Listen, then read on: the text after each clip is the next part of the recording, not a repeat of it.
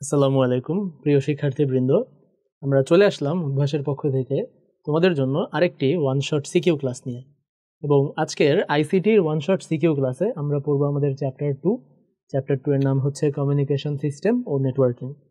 তো তোমরা নিশ্চয়ই জানো যে আইসিটির ফুল ফর্ম হচ্ছে ইনফরমেশন অ্যান্ড কমিউনিকেশন টেকনোলজি।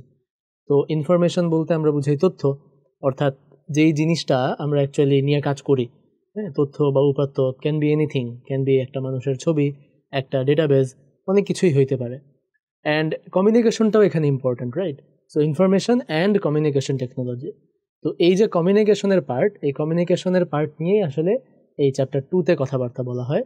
এবং এখানে কমিউনিকেশন সিস্টেম কিভাবে কাজ করে, ওয়্যারলেস, ওয়্যার্ড, হ্যাঁ, কমিউনিকেশন মোড, কমিউনিকেশন মিডিয়াম, এই জিনিসগুলো নিয়ে কথাবার্তা বলা হয়। এবং at the end of the day কমিউনিকেশনের আরেকটা পার্ট হচ্ছে, আমরা বলতে পারি যে বর্তমান জগতের ইন্টারনেট হচ্ছে সবচেয়ে বড় কমিউনিকেশন প্ল্যাটফর্ম। সেটা নিয়ে আবার চ্যাপ্টার 4-এ আলোচনা করা হয়। তো চ্যাপ্টার 2-তে আমরা কমিউনিকেশন সিস্টেমের যে থিওরিটিক্যাল ব্যাপার স্যাপারগুলো এবং শ্রেণীবিভাগগুলো এবং যে সার্ভিসগুলো অ্যাভেলেবল, সেই জিনিসগুলো নিয়ে আলোচনা করব। তো চলো শুরু করা যাক। আজকের ক্লাসে তোমাদের সাথে আমি তোমাদের অনন্ত ভাইয়া থাকবো,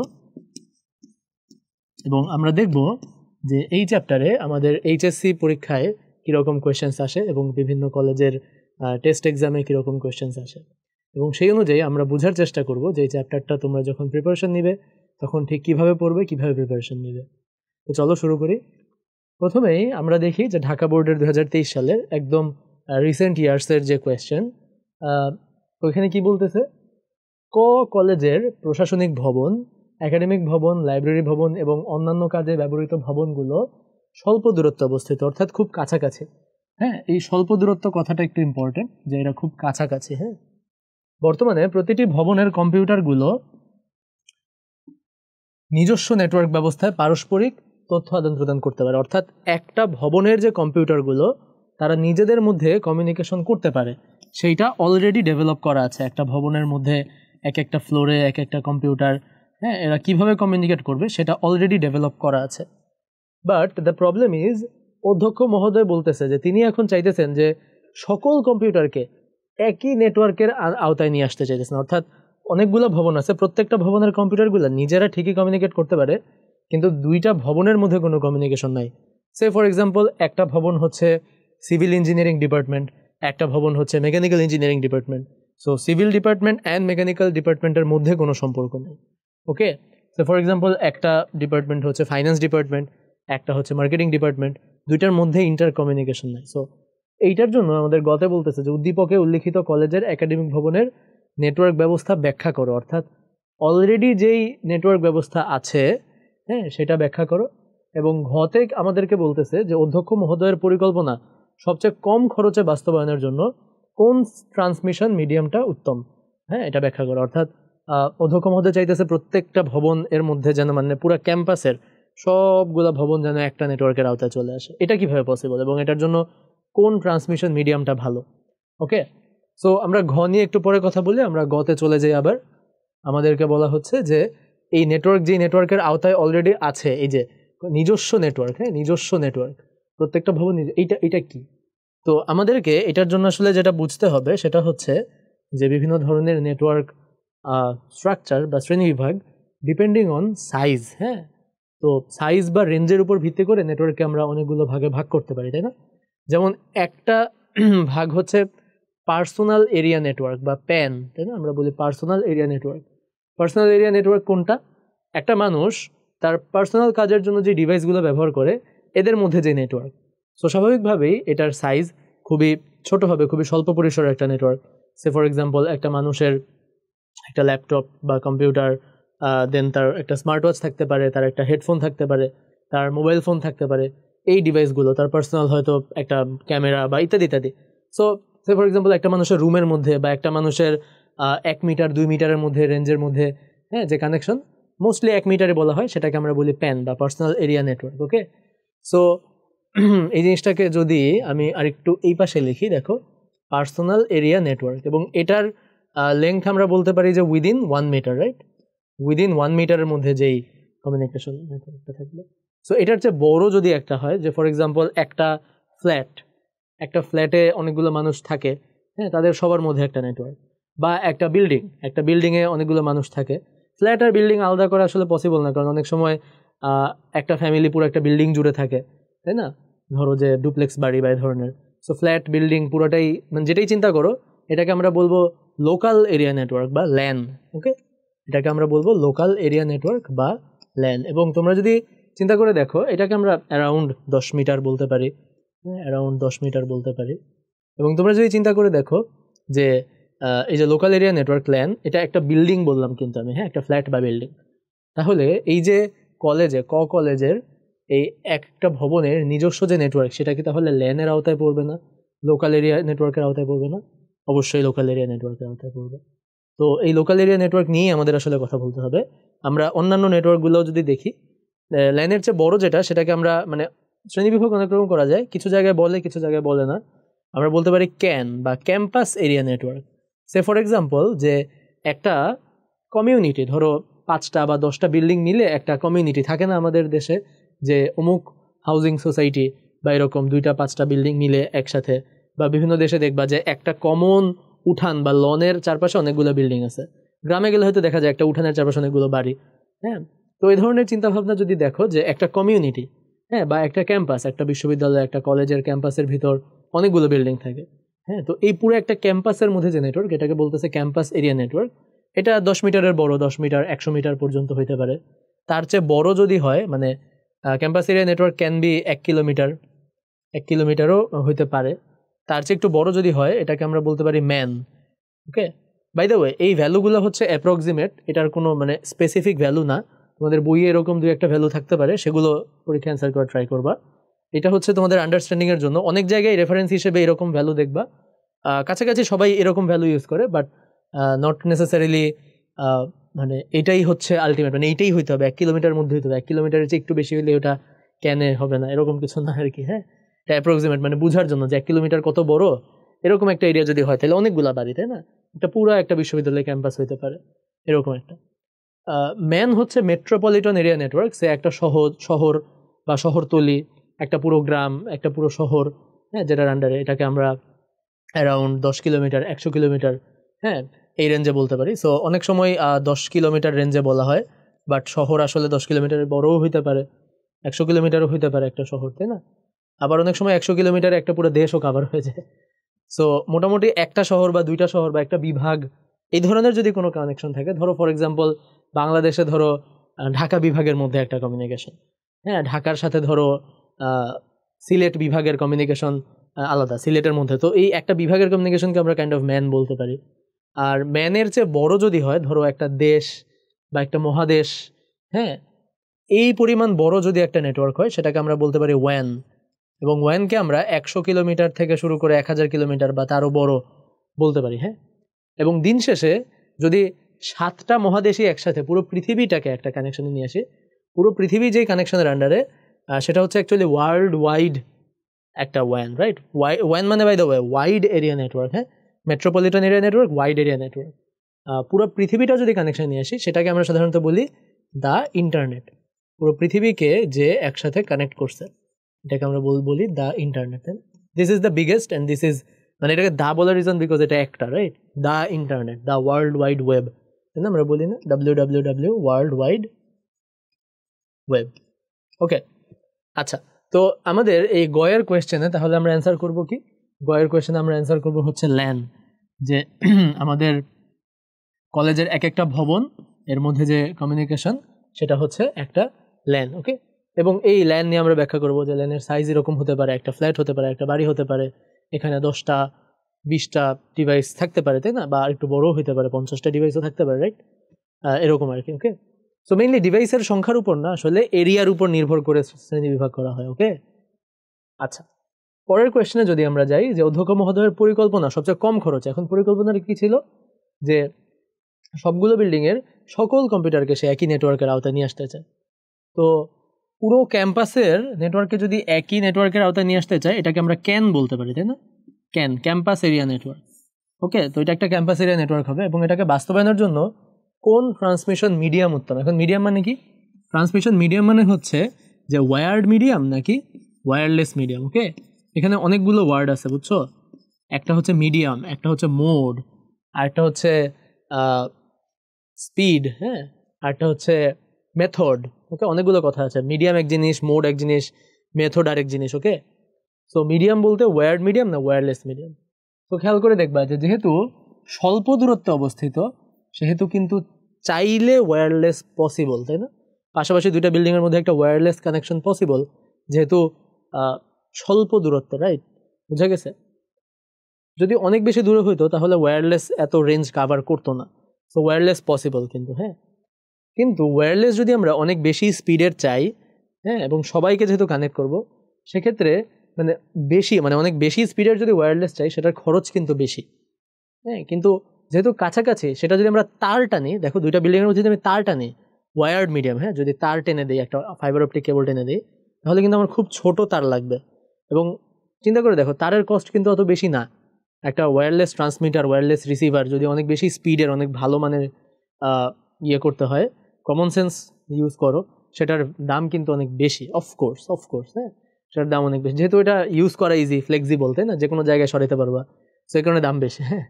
আর তার তো হচ্ছে তুমি ওয়ান টাইম একটা জায়গা থেকে জায়গায় টানবে, কিন্তু যেহেতু কাছাকাছি, সো তার এর খুব বেশি খরচ পড়বে না। এবং তারে তো অলওয়েজ তুমি ম্যাক্সিমাম স্পিডটা পাবা, তাই না? অপটিক্যাল ফাইবার ইউজ করলে তুমি ম্যাক্সিমাম স্পিডটা পাবা।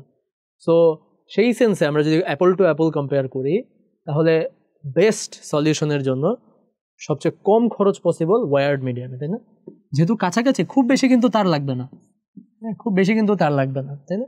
কিন্তু যদি আমরা ওয়্যারলেস ইউজ করি তাহলে অনেক রকম ওয়্যারলেস আছে, সেক্ষেত্রে কিন্তু মানে ওই যে ভালো টাইপের যদি চাই অনেক বেশি খরচ হবে, হ্যাঁ।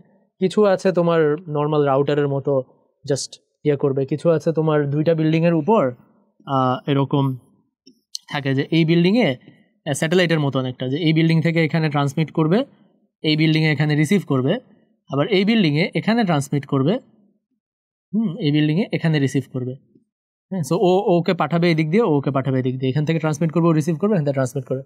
এরকম ট্রান্সমিটার রিসিভার আলাদা এরকম বসানো যায় বিল্ডিংয়ের ছাদে।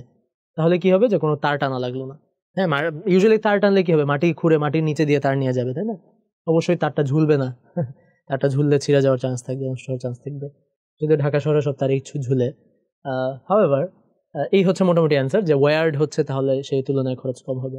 তুমি একটা আলোচনা দিতে পারো, তুমি একটা কম্প্যারিজন দিতে পারো, কোনটায় খরচ কীরকম, কোনটার সুবিধা কী, কোনটার অসুবিধা কী, রাইট? আচ্ছা, তাহলে আমরা পরের কোয়েশ্চেনে যাই। এটাও ঢাকা বোর্ডেরই, 2023 সালেরই। এখানে আমাদেরকে দুইটা ছবি দিয়ে দিয়েছে, এবং দুইটা ছবি হচ্ছে দুইটা টপোলজির ছবি, তাই না? বাম পাশের টপোলজিটা কি? Bus topology, right? আর ডান পাশের টপোলজিটা কি? Star topology. ওকে, আমরা তো এগুলো চিনি, তাই না? বাম পাশের টপোলজিটা হচ্ছে বাস টপোলজি, আর ডান পাশের টপোলজিটা হচ্ছে স্টার টপোলজি। তো গতে আমাদেরকে বলছে যে উদ্দীপকের চিত্র 1 অর্থাৎ বাস টপোলজি, যে চিত্র 1-এর নেটওয়ার্ক টপোলজি ব্যাখ্যা করো। তাহলে আমরা বাস টপোলজি ব্যাখ্যা করব, এবং ব্যাখ্যা বলতে বাস টপোলজির সুবিধা অসুবিধা বৈশিষ্ট্যগুলো লিখবো, তাই না? তো বাস টপোলজির বৈশিষ্ট্য কি আসলে বলো তো? যেমন কিছু বেসিক বৈশিষ্ট্যটা তোমরা এমনি বুঝো, এটা কমন সেন্স, ওইটা ক্লাস 5-এর একটা বাচ্চাকেও যদি আমি জিজ্ঞেস করি সে বলতে পারবে, রাইট? যে দেখেই বোঝা যাচ্ছে যে একটা মাঝখানের যে তার, সেটার সাথে সবাই কানেক্ট হবে, হ্যাঁ, এই ধরনের কিছু কথাবার্তা। সো আমরা যদি আরেকটু ইন ডেপথ চিন্তা করি তাহলে আসলে কি কথাগুলো আসবে দেখো তো। ফার্স্ট অফ অল একটা কথা বলে রাখি যে বাস টপোলজিতে যে তারটা ইউজ করা হয়, এই তারটাকেই বলা হয় হচ্ছে বাস, এই তারটাকেই বলা হয় কিন্তু বাস। ওকে, এই তারটাকেই আমরা বাস বলতে পারি। ওকে, আমাদের বাস টপোলজির বাস। দেন আমাদের এই তারটাকে আমরা সাধারণত বলি হচ্ছে আমাদের, এটা হচ্ছে আমাদের নেটওয়ার্কের ব্যাকবোন, হ্যাঁ, এটা হচ্ছে আমাদের নেটওয়ার্কের ব্যাকবোন। নেটওয়ার্কের ব্যাকবোন, ব্যাকবোন মানে কি? ব্যাকবোন মানে মেরুদণ্ড, এটা হচ্ছে আমাদের নেটওয়ার্কের মেরুদণ্ড। আমাদের যত ডিভাইস আছে সবাই এই তারটার সাথে এসে কানেক্ট হবে, তাই না? আচ্ছা, তো এখন এর সুবিধা অসুবিধা বা এর যদি একটু মানে ওই যে বললাম ইনডেপথ চিন্তা করি যে এর কি ঘটতেছে আসলে বাস টপোলজিতে, তাহলে দেখো বাস টপোলজিতে একটা ডিভাইস অ্যাড করা কিন্তু খুব ইজি, তাই না? ডিভাইস অ্যাড করা কিন্তু খুব ইজি, খুবই সহজ। যে তুমি নতুন একটা ডিভাইস অ্যাড করবা, তাহলে ডিভাইসটা আনো, এনে এখানে কানেক্ট করে দাও, এই বাসের সাথে কানেক্ট করে দাও, শেষ। একটা ডিভাইস খুলে ফেলাও ইজি, বা একটা ডিভাইস যদি নষ্ট হয়, তো একটা ডিভাইস যদি নষ্ট হয়ে যায় মাঝখানে, ধরো এই ডিভাইসটা নষ্ট হয়ে গেল স্ক্যানারটা, তাও কিন্তু পুরো টপোলজি চলবে, তাই না? একটা ডিভাইস নষ্ট হলেও কিভাবে লিখতে পারি আমরা, যে কমিউনিকেশন বা ট্রান্সমিশন বাধাগ্রস্ত হবে না, তাই না? একটা ডিভাইস নষ্ট হলেও ট্রান্সমিশন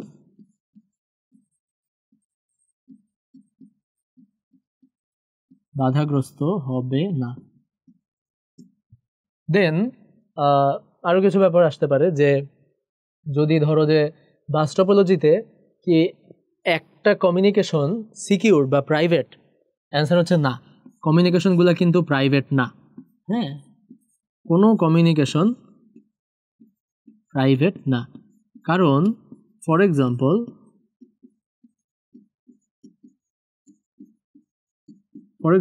ধরো যে এই কম্পিউটারটা যখন এই প্রিন্টারে কোনো একটা ডেটা পাঠাবে, তখন সে কিন্তু এই বাসের মধ্যে ডেটাটা ছেড়ে দিবে। বাস বলতে কি, এই তারটার কথা বলতেছে, মাঝখানের তারে ডেটাটা ছেড়ে দিবে। মাঝখানের তারে ডেটাটা ছেড়ে দেওয়ার পর সবাই কিন্তু এটা দেখতে পাবে, শুনতে পাবে, জানতে পারবে যে কি পাঠানো হচ্ছে। শুধুমাত্র প্রিন্টার রিসিভ করবে, বাকিরা জাস্ট রিসিভ করবে না, বা বাকিরা জাস্ট কেয়ার করবে না, বাট চাইলেই কিন্তু বাকিরা শুনতে পারবে। এটা কিন্তু প্রাইভেট না। এবং সমস্যা হচ্ছে যে বাস টপোলজিতে অনেক সময় ক্রস স্টক হয়, ক্রস স্টক মানে কি, বা নয়েজ অ্যাড হয়। হ্যাঁ, ক্রস স্টক বা নয়েজ মানে কি, যে ধরো যে কম্পিউটারটা এই প্রিন্টারের সাথে কমিউনিকেট করতে চাচ্ছে, আবার এই কম্পিউটারটা এই ফাইল সার্ভারের সাথে কমিউনিকেট করতে চাচ্ছে, তাহলে যেহেতু একটাই বাস, তাহলে দুইটা কমিউনিকেশন একসাথে কি মানে হইতে পারবে?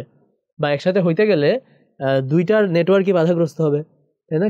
কোনোটাই হবে না আলটিমেটলি, তাই না? সো এটা হচ্ছে ক্রস স্টক। সো এটা হচ্ছে বাস টপোলজির সমস্যা, সুবিধা ইত্যাদি ইত্যাদি সব কিছুই লিখলাম মোটামুটি। আরও দু একটা পয়েন্ট তোমরা চিন্তা ভাবনা করে বা বই থেকে দেখে লিখে ফেলবা। তো সবগুলো টপোলজির ক্ষেত্রে তুমি এই পয়েন্টগুলো মাথায় রাখবা, যে ক্রসটক হয় কিনা, প্রাইভেট কিনা। ইউজুয়ালি প্রাইভেট হইলে ক্রসটক হয় না, আর কোনো ডিভাইস অ্যাড করা সহজ কিনা, নষ্ট হইলেও ট্রান্সমিশন বাধাগ্রস্ত হবে কিনা। ওকে, স্টার টপোলজির ক্ষেত্রে আমরা দেখো চিন্তা করি, স্টার টপোলজিতেও ডিভাইস অ্যাড করা ইজি, জাস্ট ডিভাইসটা মাঝখানের হাব বা সুইচ যেটা থাকবে সেন্ট্রাল ডিভাইস, তার সাথে কানেক্ট করে দিবা। হ্যাঁ, ডিভাইস নষ্ট হইলেও সমস্যা নেই, কোনো একটা ডিভাইস নষ্ট হইলে ওটা জাস্ট ওটার জায়গায় নষ্ট হয়ে বসে থাকবে। হ্যাঁ, বাকি কমিউনিকেশন চলতে থাকবে। হ্যাঁ, তারপর যদি হাব ইউজ করো তাহলে কমিউনিকেশন প্রাইভেট না, কিন্তু যদি সুইচ ইউজ করো তাহলে কমিউনিকেশন প্রাইভেট, কারণ সুইচ হচ্ছে স্মার্ট, হাব হচ্ছে স্মার্ট না। হ্যাঁ, সো মানে হাব যেটা করে, যে তুমি ধরো ফর এক্সাম্পল এই কম্পিউটারটা যদি এই কম্পিউটারে একটা ডেটা পাঠাতে চায়, হাব কি করবে, ডেটাটা পাওয়ার পর সবাইকে পাঠিয়ে দিবে। হাব সবাইকে পাঠিয়ে দিবে, যার দরকার সে রিসিভ করবে, যার দরকার নেই সে রিসিভ করবে না। কিন্তু সুইচ বিং স্মার্ট, সে কী করবে, যে শুধুমাত্র টার্গেট, হ্যাঁ, যাকে পাঠাতে চাইতেছে শুধুমাত্র তাকেই ডেটাটা পাঠাবে, বাকিরা জানবেও না যে তাদের মধ্যে একটা কমিউনিকেশন হয়েছে। ওকে, দেন হচ্ছে ক্রসটক হবে কি না, ক্রসটক হবে না। হ্যাঁ, হবে স্টার টপোলজিতে ক্রসটক হবে না, যদি মাল্টিপল কমিউনিকেশন একসাথেও যায় ক্রসটক হবে না। ওকে, হাব বলো সুইচ বলো দুইটাতেই। আরেকটা পয়েন্ট আসতে পারে, সেটা হচ্ছে central single point of failure. হ্যাঁ, সিঙ্গেল পয়েন্ট অফ ফেলিওর। তো দেখো আমাদের বাস টপোলজিতে কোনো সিঙ্গেল পয়েন্ট অফ ফেলিওর নাই। সিঙ্গেল পয়েন্ট অফ ফেলিওর মানে কি, যে একটা ডিভাইস নষ্ট হইলে পুরো কমিউনিকেশন মানে নষ্ট হয়ে যাবে। অনেকটা এই 2 নম্বর পয়েন্ট বা এখনকার 3 নম্বর পয়েন্টের মতোই, যে কোনো ডিভাইস নষ্ট হলে ট্রান্সমিশন। তো দেখো বাস টপোলজিতে কোনো সিঙ্গেল পয়েন্ট অফ ফেলিওর নেই, এমন কোনো পয়েন্ট নেই যে যেটা নষ্ট হলে পুরো কমিউনিকেশন নষ্ট হবে। কিন্তু স্টার টপোলজিতে দেখো যে কোনো কম্পিউটার নষ্ট হলে মানে ট্রান্সমিশন বাধাগ্রস্ত হবে না, কিন্তু single point of failure can be এই মাঝখানের ডিভাইসটা, সেন্ট্রাল ডিভাইসটা। যদি সেন্ট্রাল ডিভাইসটাই নষ্ট হয়ে যায় তাহলে কিন্তু তোমার পুরো কমিউনিকেশন ধ্বংস হয়ে যাবে।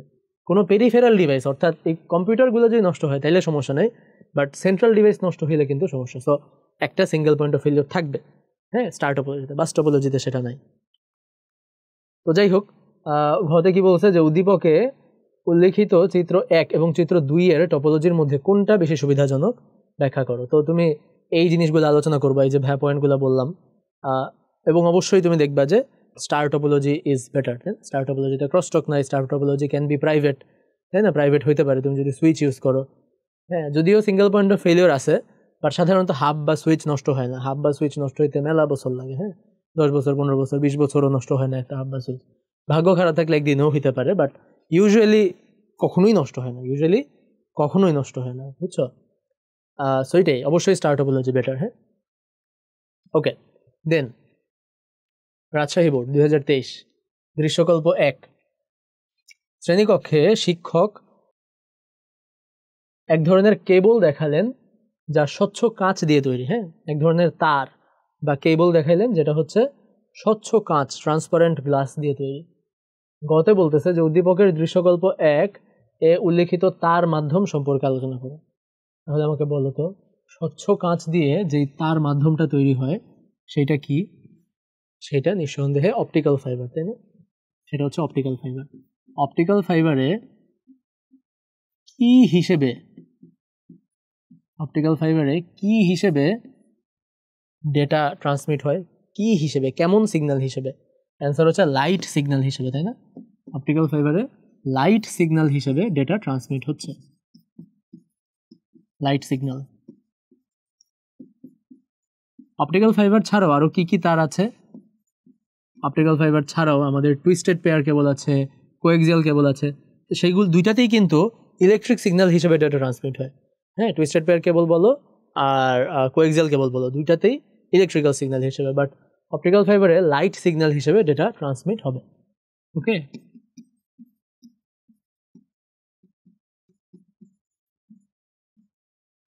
আচ্ছা।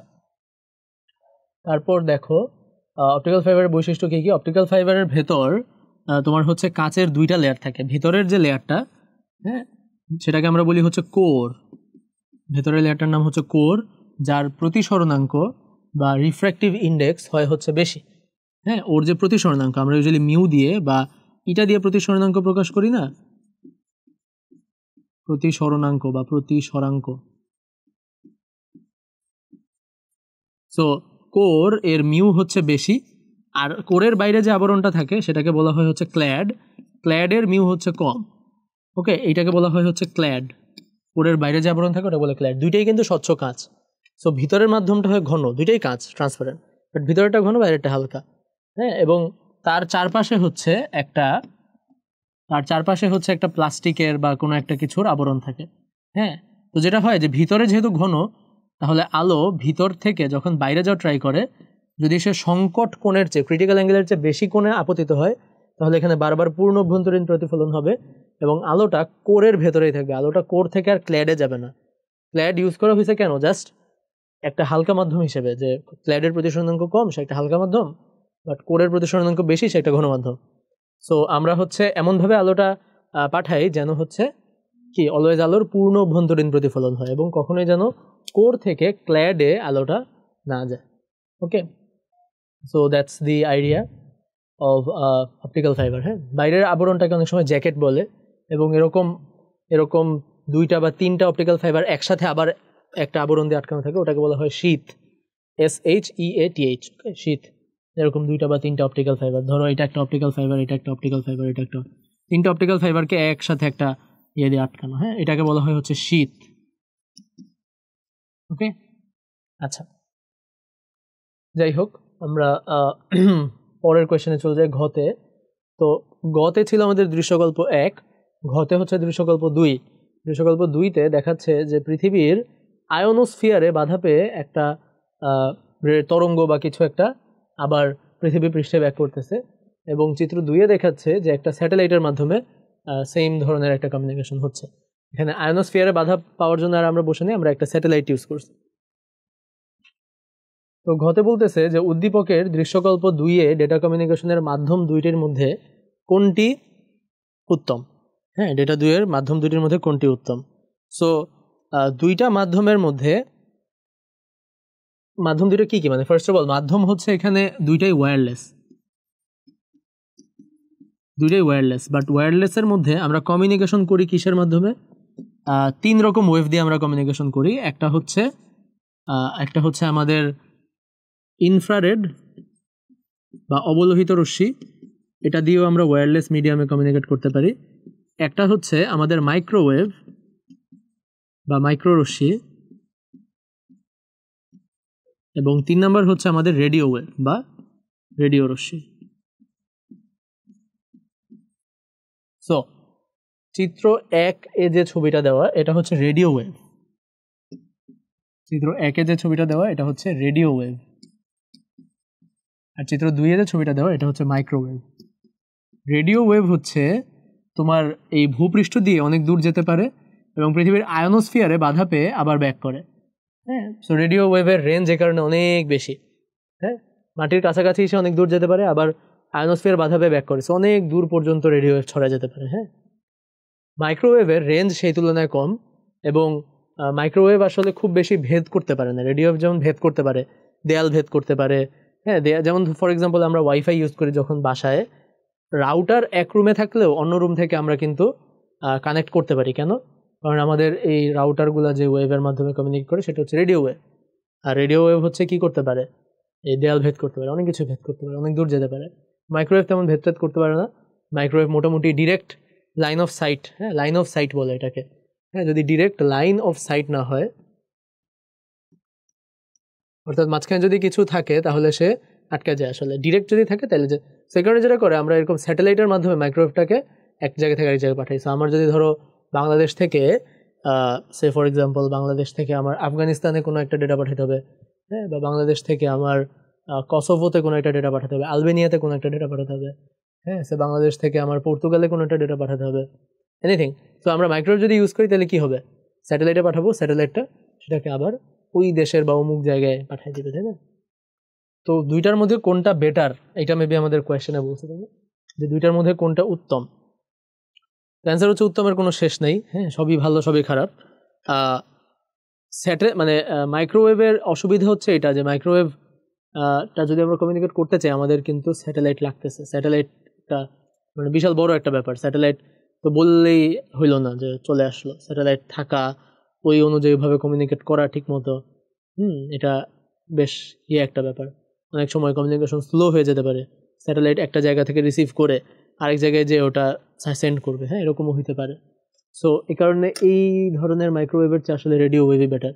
এবং তুমি রিয়েল লাইফে দেখবা সব কিছুতেই বর্তমানে মোটামুটি রেডিও ওয়েভ ইউজ করা হয়। হ্যাঁ, আরেকটা ব্যাপার এখানে ইম্পর্টেন্ট, সেটা হচ্ছে মাইক্রোওয়েভ আবার দুই প্রকার, একটা হচ্ছে টেরেস্ট্রিয়াল মাইক্রোওয়েভ আর একটা হচ্ছে স্যাটেলাইট মাইক্রোওয়েভ। তো আমরা এখানে যে মাইক্রোওয়েভটা দেখতেছি এটা হচ্ছে তোমার স্যাটেলাইট মাইক্রোওয়েভ। হ্যাঁ, আমরা এখানে যে মাইক্রোওয়েভটা দেখতেছি এটা হচ্ছে স্যাটেলাইট মাইক্রোওয়েভ। আরেক ধরনের মাইক্রোওয়েভ হচ্ছে টেরেস্ট্রিয়াল মাইক্রোওয়েভ। এটা হচ্ছে স্যাটেলাইট মাইক্রোওয়েভ।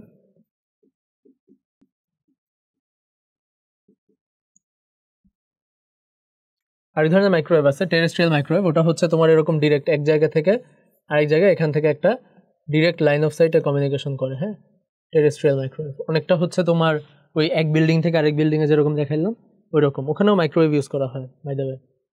এরকম এক বিল্ডিং থেকে আরেক বিল্ডিংয়ে অনেক সময় এই ধরনের কমিউনিকেশনেও মাইক্রোওয়েভই ইউজ করে, যেহেতু রেঞ্জ কম, মানে দরকার বেশি রেঞ্জ দরকার নাই, তো রেডিও ওয়েভের দরকার নাই। আবার ইনফ্রারেড এত দূর যাইতে পারে না, মাইক্রোওয়েভটাই মোটামুটি ওখানে অ্যাপ্লিকেবল হয়। ওকে, ওই ধরনের মাইক্রোওয়েভকে আমরা বলতেছি টেরেস্ট্রিয়াল মাইক্রোওয়েভ। ওকে, তো পরের কোয়েশনে চলে আসি আমরা। চট্টগ্রাম বোর্ড 2023 শ্রেণীকক্ষে শিক্ষক কেবল টিভিতে ব্যবহৃত তার মাধ্যম সম্পর্কে আলোচনা করলেন। তিনি গত ক্লাসে ইন্টারনেট ভিত্তিক এক ধরনের পরিষেবা সম্পর্কে আলোচনা করেছিলেন। উক্ত ব্যবস্থায় ব্যবহারকারী ছোট বড় যে কোনো চাহিদা মেটাতে পারে এবং ব্যবহারের পরিমাণের উপর বিল নির্ধারিত হয়।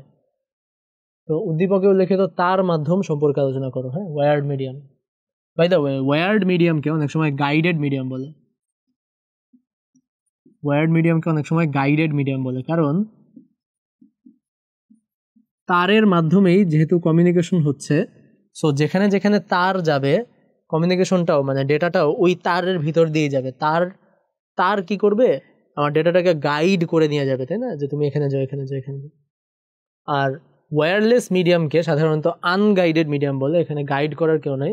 এই কারণে ওয়্যারলেস কমিউনিকেশনে অলওয়েজ একটা ব্রডকাস্ট করে দেওয়া একটা স্পেকট্রাম। ধরো আমার মোবাইল আমার রাউটারের সাথে কমিউনিকেট করতেছে, সো মোবাইল জানে না রাউটার কই, রাউটার যায় না মোবাইল কই, সো রাউটার জাস্ট সব দিকে নেটওয়ার্ক ট্রান্সমিট করবে, আমার মোবাইল রিসিভ করবে, মোবাইলও সব দিকে ট্রান্সমিট করবে, রাউটার রিসিভ করবে, that's it.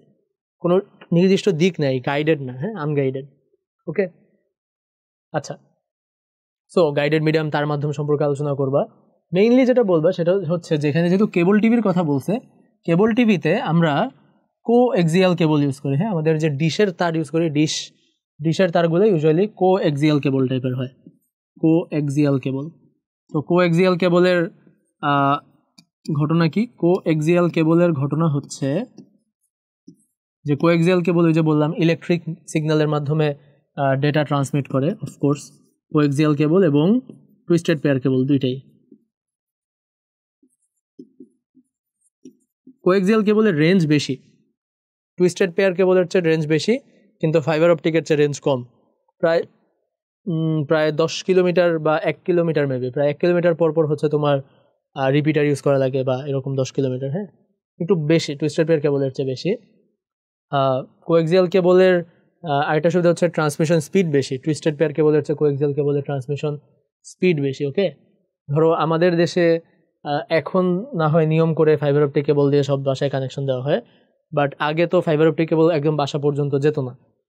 Fibre optic cable হয়তো এলাকার কোনো একটা পয়েন্ট পর্যন্ত আসতো, এরপর ওই পয়েন্ট থেকে এলাকার বাকি সব বাসায় এরকম টুইস্টেড পেয়ার কেবল, যেটাকে আমরা ল্যানের তার বলি, হ্যাঁ টুইস্টেড পেয়ার কেবল দিয়ে কানেকশন দেওয়া হইতো। অন্য অনেক দেশে যেমন ইউএসএতে বা এরকম তোমার হচ্ছে নর্থ আমেরিকাতে হচ্ছে দেখবা যে কোএক্সিয়াল কেবল দিয়ে কানেকশন দেওয়া হয়, হ্যাঁ এরকম টুইস্টেড পেয়ার কেবল ইউজ না করে কোএক্সিয়াল কেবল দিয়ে ইন্টারনেট কানেকশন দেওয়া হয়। সো এটা জাস্ট একটা মানে ইয়ের ব্যাপার, কনভেনশন, কোন দেশে কোনটার দাম কম, কোনটা বেশি ইউজ করে মানুষ, অভ্যাস, এগুলোই আর কি। আচ্ছা, হতে হচ্ছে যে উদ্দীপকে শিক্ষক যে পরিষেবার কথা উল্লেখ করেছেন তা বিশ্লেষণপূর্বক মতামত দাও। তো শিক্ষক কি পরিষেবার কথা বলছেন? শিক্ষক এমন একটা ইন্টারনেট ভিত্তিক পরিষেবার কথা বলছেন যেখানে তোমার যতটুকু চাহিদা ওটা তুমি ব্যবহার করতে পারবা, এবং যতটুকু কাজ করবা ওটার উপর ভিত্তি করেই তোমার বিল আসবে। যা কাজ করবা না সেটা বিল আসবে না, মানে কাজের অতিরিক্ত বিল আসবে না। এই কথাটাকে বলা হয় হচ্ছে পে অ্যাজ ইউ গো। এই কথাটাকে বলা হয় pay as you go. For example, ধরো যে তুমি একটা উবার ধরনের একটা গাড়ি ভাড়া করছো, তো ওই গাড়িটা দিয়ে তুমি যত দূরে যাবা ততটুকুই ভাড়া দিবা। তুমি যদি কাছেই নেমে যাও তাহলে ওই কাছের ভাড়াটাই দিবা, তাই না?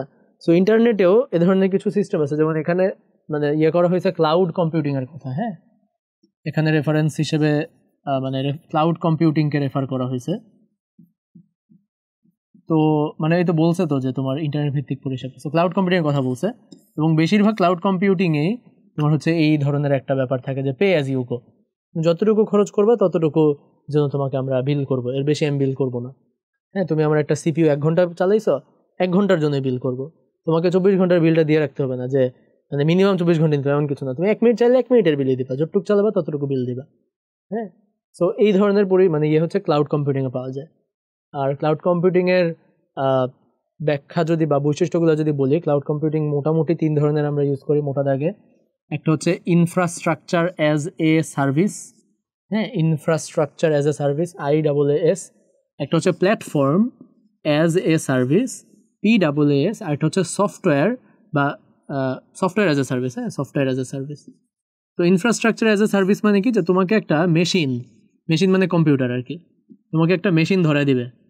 একটা ইনফ্রাস্ট্রাকচার মানে তোমার একটা মেশিন ধরায় দিবে, মানে একটা কম্পিউটার ধরায় দিবে, যে এই কম্পিউটারটা তোমাকে দিলাম, এত ক্লকের প্রসেসর, এতগুলা কোর, এতগুলা থ্রেড, এত র্যাম, এত হার্ড ড্রাইভ, সব কিছু মিলে তোমাকে আমি দিয়ে দিলাম। এই হচ্ছে তোমার ইনফ্রাস্ট্রাকচার। এখন তুমি ওটার মধ্যে কোন অপারেটিং সিস্টেম ইউজ করবা, হ্যাঁ উইন্ডোজ ইউজ করবা না লিনাক্স ইউজ করবা, ওটার মধ্যে কি করবা না ওটা ফালায় রাখবা, what ever, it's your choice. আমি তোমাকে একটা মেশিন দিয়ে দেবো, তুমি মেশিনটা যতটুকু ইউজ করবা অতটুকুর জন্য আমাকে টাকা দিবা। প্ল্যাটফর্ম অ্যাজ এ সার্ভিস হচ্ছে যে তোমাকে একটা মেশিন না দিয়ে তোমাকে একটা প্ল্যাটফর্ম দিবে, হ্যাঁ তোমাকে একটা প্ল্যাটফর্ম দিবে। সে তোমাকে ধরো একটা উইন্ডোজ অপারেটিং সিস্টেমের প্ল্যাটফর্ম দিল, তোমাকে একটা লিনাক্স অপারেটিং সিস্টেমের প্ল্যাটফর্ম দিল, হ্যাঁ তোমাকে ঠিক ডিরেক্ট মেশিনটা না ধরে দিয়ে তোমাকে একটা প্ল্যাটফর্ম দিবে, তোমাকে একটা ডেটাবেস দিল, হ্যাঁ তোমাকে একটা ডেটাবেস দিল, বা তোমাকে এমন একটা জায়গা দিল যেখানে তুমি শুধু পাইথন লিখতে পারবা, হ্যাঁ তোমাকে একটা পাইথন সার্ভার দিল। এটা হচ্ছে প্ল্যাটফর্ম অ্যাজ এ সার্ভিস, হ্যাঁ একটু স্পেসিফিক, একটা মেশিন ধরে দিবে না। এটা IaaS মানে কি, তুমি একটা কম্পিউটার কিনছো, মানে কম্পিউটার দিয়ে তুমি কী করবে তোমার ইচ্ছা। PaaS মানে কি, যে কম্পিউটার কেনার পর ধরো যে কম্পিউটার যে দোকান থেকে কিনছো সে অনেক কিছু সেট আপ করে দিছে, এখন সে যেভাবে সেট আপ করছে ওভাবেই তুমি চালাইতে হবে, হ্যাঁ তুমি আর নতুন করে সেট আপ চেঞ্জ করতে পারবো না। ওকে, এটাই সফটওয়্যার অ্যাজ এ সার্ভিস মানে হচ্ছে যে কোনো একটা সফটওয়্যারকে আমি যদি ইউজ করি এবং ওটা যতটুকু ইউজ করবো ততটুকু যদি আমি খরচ করি। যেমন ধরো ফর এক্সাম্পল চ্যাট জিপিটি। হ্যাঁ, তো chat GPT as a software, right? So তোমরা যদি কেউ জিপিটির এপিআই ইউজ করে থাকো সেও জানবা, আর কেউ যদি এমনিতেও ধরো যে GPT-4 ইউজ করো বা এরকম, সেও জানবা। মেইন আইডিয়া যেটা বলতে চাচ্ছি যে তুমি যদি GPT-4 ইউজ করো বা চ্যাট জিপিটির এপিআই ইউজ করো, তুমি যতটুকু খরচ মানে যতটুকু ইউজ করবে চ্যাট জিপিটি অতটুকুর জন্য তুমি টাকা দেবে। হ্যাঁ, এবং তুমি সফটওয়্যার এজ আ সার্ভিস পাচ্ছ। তোমাকে কিন্তু একটা কম্পিউটারের মধ্যে চ্যাট জিপিটি বসায় তারপর চালাতে হইতেছে না, কারণ চ্যাট জিপিটি তো বিশাল বড় একটা জিনিস, ওটা একটা জায়গায় করা আছে, একটা কম্পিউটারে, হ্যাঁ, করা আছে। তো তোমাকে ওই কম্পিউটার পর্যন্ত একটা কমিউনিকেশন জাস্ট করতে দিতেছে, হ্যাঁ, এই চ্যাট জিপিটির ওয়েবসাইটের মাধ্যমে। এটা software as a service. Okay, so তুমি চিন্তা করে দেখো এরকম কী কী আছে। এরকম অনেক কিছু আছে, অনেক ধরনের ডেটাবেস সফটওয়্যার সার্ভিস আছে, অনেক ধরনের প্ল্যাটফর্মে এই ধরনের সার্ভিস আছে, বুঝছো? সো এটাকে আমরা বলি SaaS, হ্যাঁ, software as a service. So এই হচ্ছে ক্লাউড কম্পিউটিংয়ের তিনটে। এছাড়াও ক্লাউড দুই ধরনের হয়, আমরা বলি প্রাইভেট ক্লাউড আর পাবলিক ক্লাউড। পাবলিক ক্লাউড মানে যে কেউ অ্যাক্সেস করতে পারে, প্রাইভেট মানে শুধুমাত্র যার অথেন্টিকেশন বা ক্রেডেনশিয়ালস আছে, বা মানে সহজ ভাষায় যদি ইউজার নেম পাসওয়ার্ড দিয়ে তুমি অ্যাক্সেস করতে পারবো, সবাই অ্যাক্সেস করতে পারবে না। ওকে, আচ্ছা, তারপর আমরা যাই সিলেট বোর্ড 2023, যে আফনান ও সাফনান দুই ভাই, ভেরি গুড। আফনান তথ্য আদান প্রদানের জন্য এক ধরনের কেবল ব্যবহার করে যার মধ্যে 4টি কমন রঙের, মানে 4টাই হচ্ছে সাদা এবং তার রয়েছে। সাফনান তথ্য স্থানান্তরে বিশেষভাবে তৈরি পরিশুদ্ধ কাঁচের অত্যন্ত সূক্ষ্ম তন্তু বিশিষ্ট কেবল ব্যবহার করে। তাহলে বলো যে প্রথম যেজন আফনান কি কেবল ইউজ করে? টুইস্টেড পেয়ার কেবল, তাই না? আফনান কি কেবল ইউজ করে? Twisted pair cable.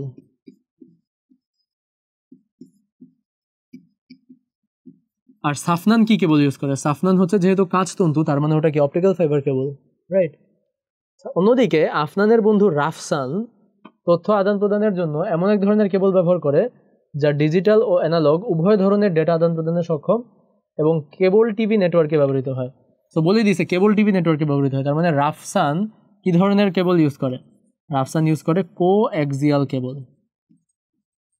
By the way, coaxial কেবলের গঠন নিয়েও তুমি ওই আগে দুইটা কোয়েশ্চেন আগে একটা কোয়েশ্চেন ছিল, সেটাতে আলোচনা করতে পারো যে কোঅ্যাক্সিয়াল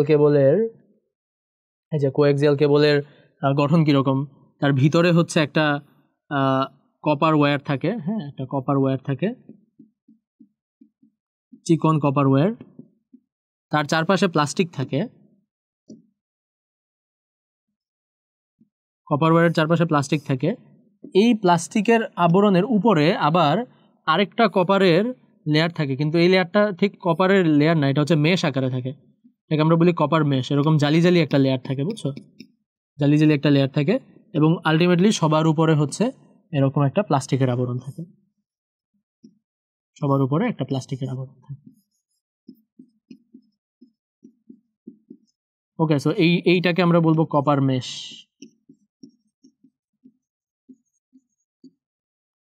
ওকে, সো এই হচ্ছে কোএক্সিয়াল কেবলের গঠন। হ্যাঁ, তুমি কিছু ব্যাখ্যা করতে বললে, বৈশিষ্ট্য বলতে বললে, তুমি গঠনগুলোও বলবা। হ্যাঁ, যাই হোক, এখানে চলে আসলাম। তাহলে আমাদের বলছে তথ্য আদান প্রদানে আফনানের ব্যবহৃত কেবলটি ব্যাখ্যা করো।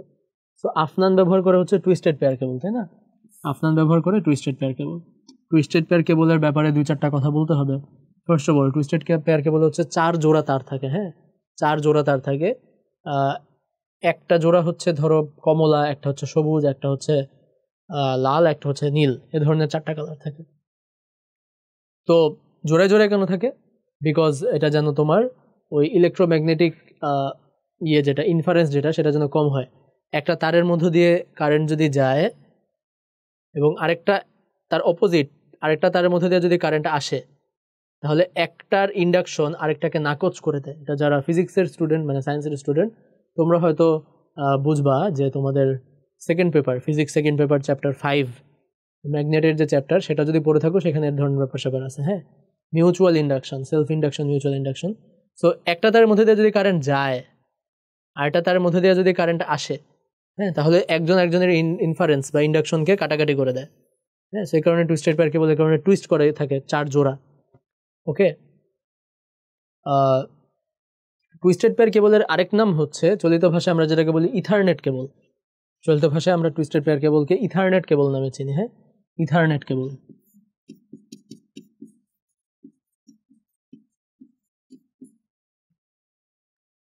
সো টুইস্টেড পেয়ার কেবলের রেঞ্জ কম, হ্যাঁ রেঞ্জ বেশ কম, কোএক্সিয়াল কেবলের চেয়ে কম, ফাইবার অপটিকের চেয়ে তো অবশ্যই কম, এবং এটাও হচ্ছে ইলেকট্রিক্যাল সিগন্যাল হিসেবে আমাদের ডেটা ট্রান্সমিট করে।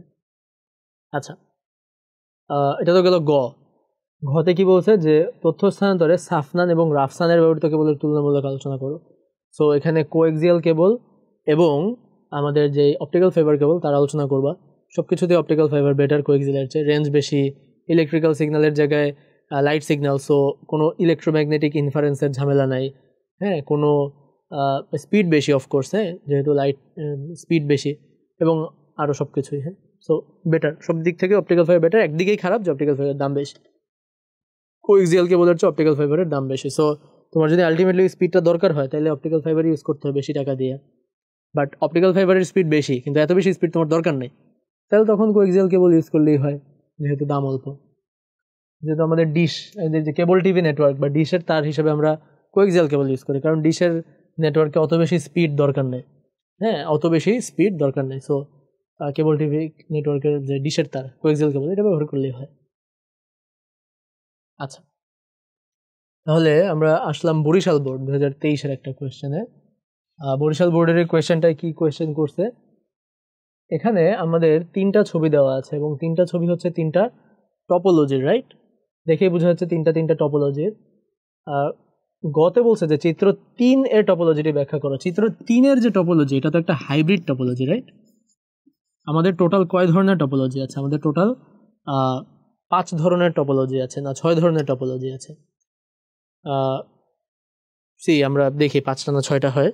সো একটা হচ্ছে বাস টপোলজি, তারপর হচ্ছে রিং টপোলজি, তারপর হচ্ছে স্টার টপোলজি, তারপর হচ্ছে ট্রি টপোলজি, হ্যাঁ তারপর হচ্ছে মেশ টপোলজি, দেন হচ্ছে হাইব্রিড টপোলজি। সো টোটাল 5 ধরনের টপোলজি, দেন হাইব্রিড, টোটাল 6 ধরনের আর কি। মানে চিত্র 3 হচ্ছে হাইব্রিড টপোলজি। কেন? কারণ এর এতটুকু পার্ট, এই যে এতটুকু পার্ট যদি দেখো, এটা একটা star topology, right? Star topology, এই যে এটার মতো, এটাও তো একটা স্টার টপোলজি, তাই না? এটা কি? এটা একটা মেশ টপোলজি। ওকে, সো এতটুকু একটা স্টার টপোলজি। আবার এতটুকু যদি দেখো, এই এতটুকু, এটা একটা বাস টপোলজি। আবার এটুক যদি দেখো, এটা একটা রিং টপোলজি। সো একসাথে অনেক ধরনের টপোলজি আছে দেখে এটাকে আমরা বলবো হাইব্রিড টপোলজি। ওকে, এটাকে আমরা বলবো হাইব্রিড টপোলজি। আচ্ছা, হাইব্রিড টপোলজি কেন, কোনটা কি কি, এগুলা বলবা, হ্যাঁ যেভাবে বললাম এগুলা বলবা, হ্যাঁ। আচ্ছা, তারপর চিত্র 1 আর 2 এর মধ্যে কোনটা অধিক সুবিধাজনক? সো কম্প্যারিজন হবে কিসে কিসের মধ্যে? চিত্র 1 হচ্ছে মেশ আর চিত্র 2 হচ্ছে কি? Star topology. সো কোনটা বেশি সুবিধাজনক, এটা হচ্ছে কোয়েশ্চেন, খেয়াল করবা, সুবিধাজনক বলছে। সো মেশ টপোলজিতে কি হয়, প্রত্যেকটা ডিভাইসের সাথে প্রত্যেকটা ডিভাইসের একটা করে মানে কানেকশন থাকে। সো সব ধরনের কমিউনিকেশন হচ্ছে প্রাইভেট। ওকে, এই 1 ধরো যে 5 এর সাথে কি কমিউনিকেট করবে এটা প্রাইভেট, কারণ এই তারের মধ্যে দেওয়া যায় এবং এই তারে অন্য কোনো ডিভাইসের কোনো অ্যাক্সেস নাই, তাই না? সো খুব ফাস্ট, খুব প্রাইভেট, এবং কোনো একটা ডিভাইস যদি নষ্ট হয়ে যায় তাহলে তোমার নেটওয়ার্ক চলবে। কিন্তু ঝামেলা হইতেছে যে মেশ টপোলজিতে একটাই ঝামেলা, সেটা হচ্ছে মেশ টপোলজিতে নতুন একটা ডিভাইস অ্যাড করতে কষ্ট, আর একটা খারাপ দিক হচ্ছে দাম বেশি অবশ্যই, যেহেতু অনেকগুলা তার। আবার এদিকে স্টার টপোলজিতে তোমার মাঝখানে একটা সেন্ট্রাল ডিভাইস থাকবে, হাব অথবা সুইচ, এবং কমিউনিকেশনগুলো ওর মধ্য দিয়ে যাবে। তো খেয়াল করো, অবশ্যই অবশ্যই অবশ্যই স্টার টপোলজি চিপ, তাই না? দাম কম লাগবে স্টার টপোলজি বিল্ড করতে মেশ টপোলজির চেয়ে। কিন্তু মেশ টপোলজিতে সুবিধা বেশি, কারণ কোনো ডিভাইস নষ্ট, কোনো সিঙ্গেল পয়েন্ট অফ ফেলিওর নাই, এমন কোনো পয়েন্ট নাই যে পয়েন্টটা ফেল করলে পুরো নেটওয়ার্কটা ভেঙে যাবে। স্টার টপোলজিতে সেটা আছে, কিন্তু আমাদের কোয়েশ্চেনে বলছে সুবিধাজনক। আমাদের কিন্তু বলে নেই যে কোনটা ভালো অথবা কোনটা দামে কম, এই ধরনের কিছুই বলে না, আমাদের জাস্ট সুবিধার কথা বলছে। তো সুবিধার কথা যদি বলে তাহলে অবশ্যই মেশ টপোলজি, তাই না? মেশ টপোলজি সুবিধাজনক, বাট ওভারঅল তুমি যদি টাকা পয়সা দাম সহ হিসাব করো তাহলে স্টার টপোলজি বলা উচিত, কারণ বেশিরভাগ জায়গায় স্টার টপোলজি ইউজ করা হয়। হ্যাঁ, মেশ টপোলজির কস্ট অনেক বেশি, আর নতুন ডিভাইস অ্যাড করতেও কষ্ট। ধরো যে আমি একটা নতুন ডিভাইস যদি অ্যাড করতে চাই তাহলে আমার সবার সাথে কমিউনিকেশন বিল্ড আপ করতে হবে, বুঝছো? আচ্ছা, ওকে, সো পরের কোয়েশ্চেনে যাই। এখানে কি বলতেছে আমাদের, এক্স কলেজ ঢাকা শহরের একটি স্বনামধন্য শিক্ষা প্রতিষ্ঠান। দেশের বিভিন্ন জেলায় তাদের আরও 5টি শাখা আছে। তো অধ্যক্ষ সাহেব মূল প্রতিষ্ঠানে বসেই সবগুলো শাখা সুষ্ঠুভাবে পরিচালনার জন্য একটি নেটওয়ার্ক ব্যবস্থা গড়ে তুলেছেন। সো ঢাকার বাইরেও তার আরও 5টা শাখা আছে, টোটাল 6টা জায়গা। সে ঢাকার শাখায় বসেই এই অন্যান্য আরও 5টা শাখাকে সে কন্ট্রোল করতে পারতেছে, এমন একটা নেটওয়ার্ক তিনি গড়ে তুলেছেন। পরবর্তীতে শিক্ষক এবং শিক্ষার্থীদের অনুরোধে ইন্টারনেট ব্যবহার করে স্বল্প খরচে উন্নত সেবা এবং যতটুকু ব্যবহার ততটুকু বিল প্রদান এমন একটি পরিষেবার কথা ভাবছিলেন। ওকে, তো গতে বলতেছে যে উদ্দীপকের আলোকে শিক্ষা প্রতিষ্ঠান ও তার শাখাগুলোকে পরিচালনার জন্য কোন ধরনের নেটওয়ার্ক স্থাপন করেছিলেন। দেখো, সে যেহেতু তার অনেকগুলা ক্যাম্পাসের মধ্যে একটা কমিউনিকেশন করছে, সো এটাকে আমরা in a sense metropolitan area network বলতে পারি। বাট এটা আসলে কি, এটা অ্যাকচুয়ালি একটা প্রাইভেট নেটওয়ার্ক। হ্যাঁ, এটা আসলে একটা প্রাইভেট নেটওয়ার্ক। দেখো, মেট্রোপলিটন এরিয়া নেটওয়ার্ক কখন হবে? যখন একসাথে থাকবে, তাই না? একসাথে থাকবে।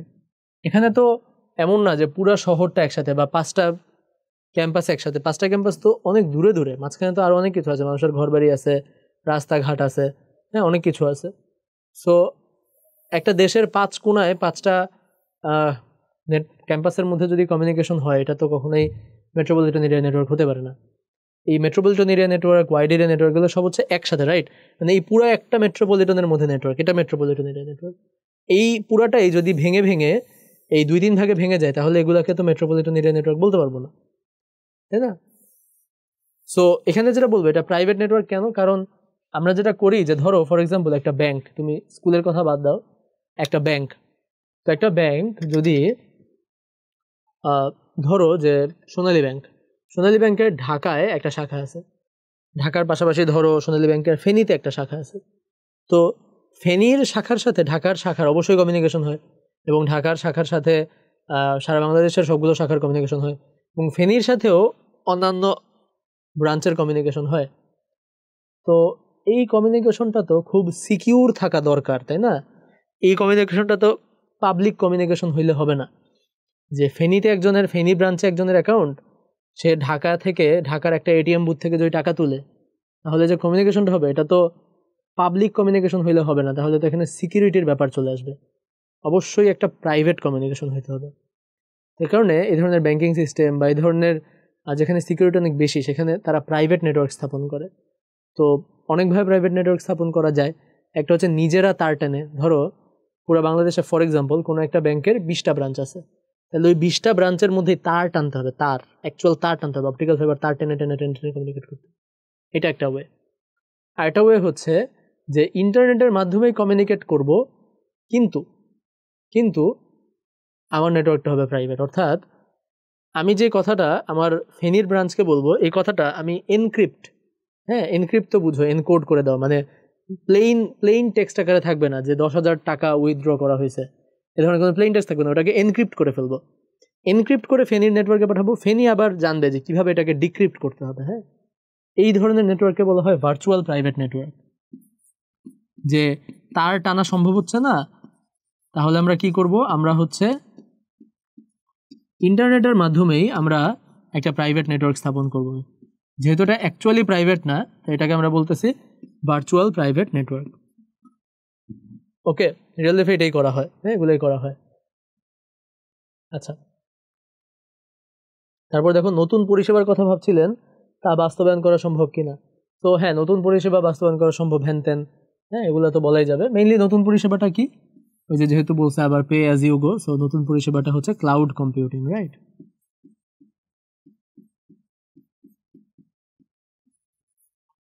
আচ্ছা, গুড। এরপর যাই আমরা রাজশাহী বোর্ড 2019-এর একটা কোয়েশ্চেন, যে রহিম সাহেব তার 6 বছরের ছেলের জন্য একটি খেলনা উড়োজাহাজ কিনে আনেন। তিনি রিমোট ব্যবহার করে উড়োজাহাজটির উড্ডয়ন দেখালেন। অন্যদিকে তার বড় ছেলে ল্যাপটপের সাথে কেবলের মাধ্যমে ইন্টারনেট ব্যবহার করেন। রহিম সাহেব তার স্মার্টফোনে রাউটারের সাহায্যে তারবিহীন ইন্টারনেট ব্যবহার করেন। সো তিন রকমের কমিউনিকেশনের কথা এখানে বলা হচ্ছে। একটা হচ্ছে যে রিমোট কন্ট্রোল হেলিকপ্টার, আরেকটা হচ্ছে তোমার ল্যাপটপের সাথে কেবলের মাধ্যমে ব্যবহার করেন, সো এটা অবশ্যই টুইস্টেড পেয়ার কেবল। আর এটা হচ্ছে স্মার্টফোনে রাউটারের সাথে তারবিহীন। তাই আমি বলছি যে স্মার্টফোন রাউটারের সাথে যে কমিউনিকেশন করে এটা হচ্ছে একটা রেডিও সিগন্যাল, হ্যাঁ, রেডিও সিগন্যালের মাধ্যমে। ওকে, সো স্মার্টফোনের সাথে রাউটারের কমিউনিকেশন বা ব্লুটুথের যে কমিউনিকেশন, ওয়াইফাই, এগুলো সবই হচ্ছে রেডিও সিগন্যাল। ওকে, বা ওয়াইম্যাক্স, এগুলো সবই হচ্ছে রেডিও সিগন্যাল। ওকে, বাট প্রথমটা কি? প্রথমটা হচ্ছে এই যে উদ্দীপকের উড়োজাহাজ উড্ডয়নের প্রযুক্তি কি? এই মানে এই যে রিমোট কন্ট্রোলের মাধ্যমে, যেমন আমরা টিভির যে রিমোট ইউজ করি, এসির যে রিমোট ইউজ করি, হ্যাঁ, বা এই খেলনা উড়োজাহাজের বা খেলনা গাড়ির যে রিমোট ইউজ করি, এগুলো সবই হচ্ছে ইনফ্রারেড। হ্যাঁ, ইনফ্রারেড, আইআর রশ্মি বা ইনফ্রারেড, অবলোহিত রশ্মি। ওকে, ইনফ্রারেড। ওকে, কুল। তারপর কি? রহিম সাহেব ও তার বড় ছেলের ইন্টারনেট ব্যবহারের ক্ষেত্রে কৌশলগত পদ্ধতি বিশ্লেষণ করো। তো কৌশলগত পদ্ধতি আলাদা, একজন হচ্ছে ওয়্যার্ড, আরেকজন হচ্ছে ওয়্যারলেস।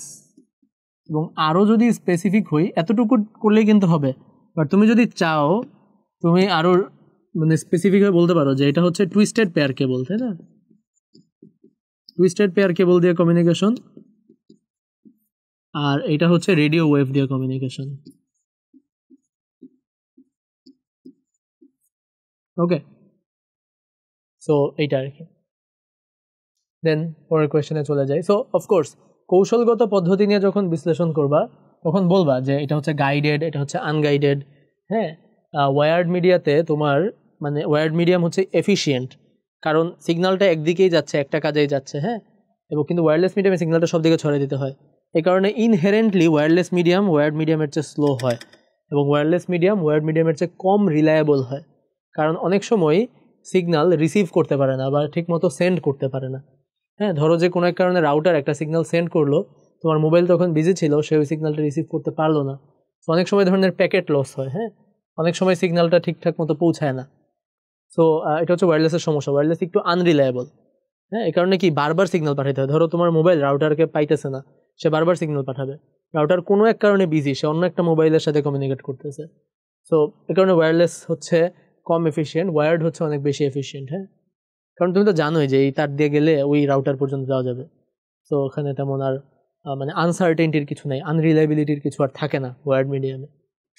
ওকে, আচ্ছা, তারপর আমরা দেখি এই রাজশাহী বোর্ডের 19 সালেরই আরেকটা কোয়েশ্চেন, যে দোলন চাপা ও তার বাবা ভিন্ন ভিন্ন প্রজন্মের মোবাইল ফোন নিয়ে আলাপ করছেন। দোলন চাপার বাবা পূর্বে যে মোবাইলটি ব্যবহার করতেন সেটি আকারে একটু বড় হলেও ওই মোবাইল ফোন দিয়ে ইন্টারনেট ব্যবহার করা যেত। তাহলে কোন প্রজন্মে ইন্টারনেট ব্যবহার করা যেত? হ্যাঁ, এটা একটা রেফারেন্স। দোলন চাপা বলল, বর্তমানে আমরা ইন্টারনেটের মাধ্যমে বিশ্বব্যাপী কিছু সুবিধা বা পরিষেবা গ্রহণ করতে পারি। তো লাস্ট লাইনে যে পরিষেবার কথা বলছে বিশ্বব্যাপী সুবিধা পরিষেবা, বুঝাই যাচ্ছে এটা সেই ক্লাউড কম্পিউটিংয়ের কথাই বলছে, তাই না?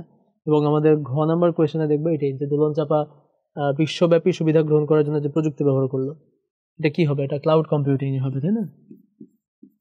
বিশ্বের যে কোনো জায়গায় বসে তুমি একটা কম্পিউটার অ্যাক্সেস করে ওটার মধ্যে কাজ করতে পারতেছো। তুমি আজকে ঢাকায় থাকো, কালকে চিটাগাং থাকো, ডাজেন্ট ম্যাটার। একটা কম্পিউটার তুমি ভাড়া নিয়ে রাখছো ইউএসএতে, তুমি ঢাকা থেকে ওই কম্পিউটারে কানেক্ট করে কাজ করলা, তোমার কম্পিউটার বন্ধ করে রেখে দিলে, ওটা চলতেছে। আবার চিটাগাঙে যেয়ে তুমি কমিউনিকেট করলা ওটার সাথে। হ্যাঁ, কোনো সমস্যা নেই। আচ্ছা, আর গতে কি বলছিল আমাদের? গতে বলতেছিল যে উদ্দীপকে দোলন চাপার বাবার মোবাইল ফোনটি কোন প্রজন্মের সেটির বৈশিষ্ট্যসমূহ লেখো।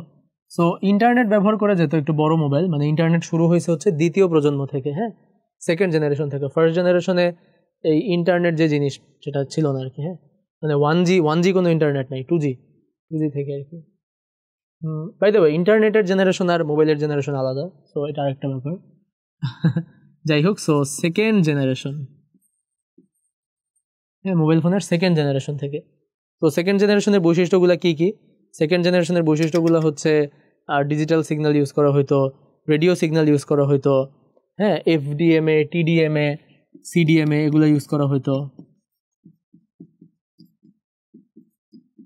জিএসএম ইউজ করা হতো না, তাই না? যদিও সিডিএমএ বেশ ভালো টেকনোলজি। এমএমএস ছিল, এসএমএস ছিল, দেন হচ্ছে জিএসএমও ছিল, হ্যাঁ রাইট, জিএসএমও ছিল সেকেন্ড জেনারেশনে। দেন হচ্ছে এমএমএস ছিল, আমাদের হচ্ছে মডুলেশন ডিমডুলেশনের ব্যাপার স্যাপার ছিল, সব কিছুই ছিল, অনেক কিছুই ছিল। থার্ড জেনারেশনে যে নতুন করে কি আসছে, থার্ড জেনারেশনে যে তোমার ওই যে সুইচিং টেকনোলজি চেঞ্জ হয়েছে, ফোর্থ জেনারেশনে আই গেস চেঞ্জ হয়েছে একটু। ফোর্থ জেনারেশনে যেটাকে আমরা বলি এলটিই, তাই না, লং টার্ম এভলিউশন, ইন্টারনেট সেবা চেঞ্জ হয়েছে। সো কোন জেনারেশনে কোনটা চেঞ্জ হয়েছে এটা বেশ ইম্পর্টেন্ট একটা ইয়ে।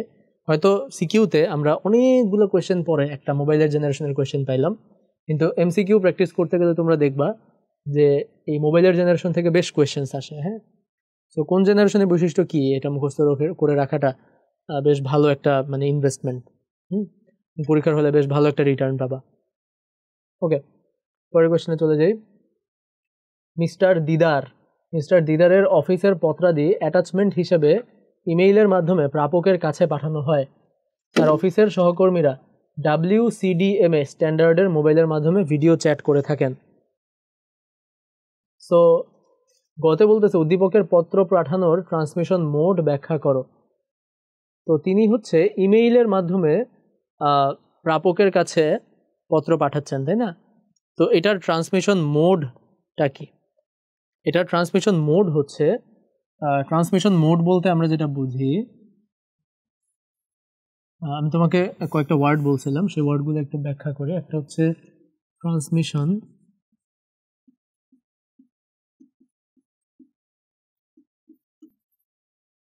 মিডিয়াম। তো মিডিয়াম আমরা জানি যে ওয়্যারলেস আর হচ্ছে ওয়্যার্ড। হ্যাঁ,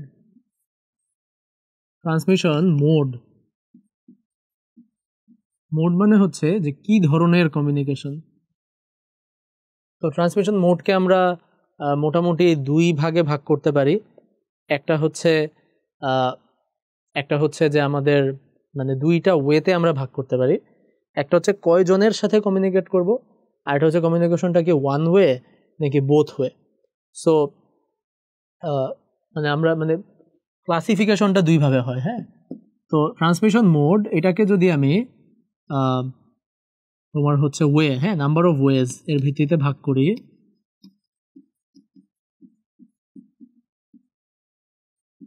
তাহলে আমরা তিনটা ভাগ পাবো। একটা ভাগ হচ্ছে সিমপ্লেক্স,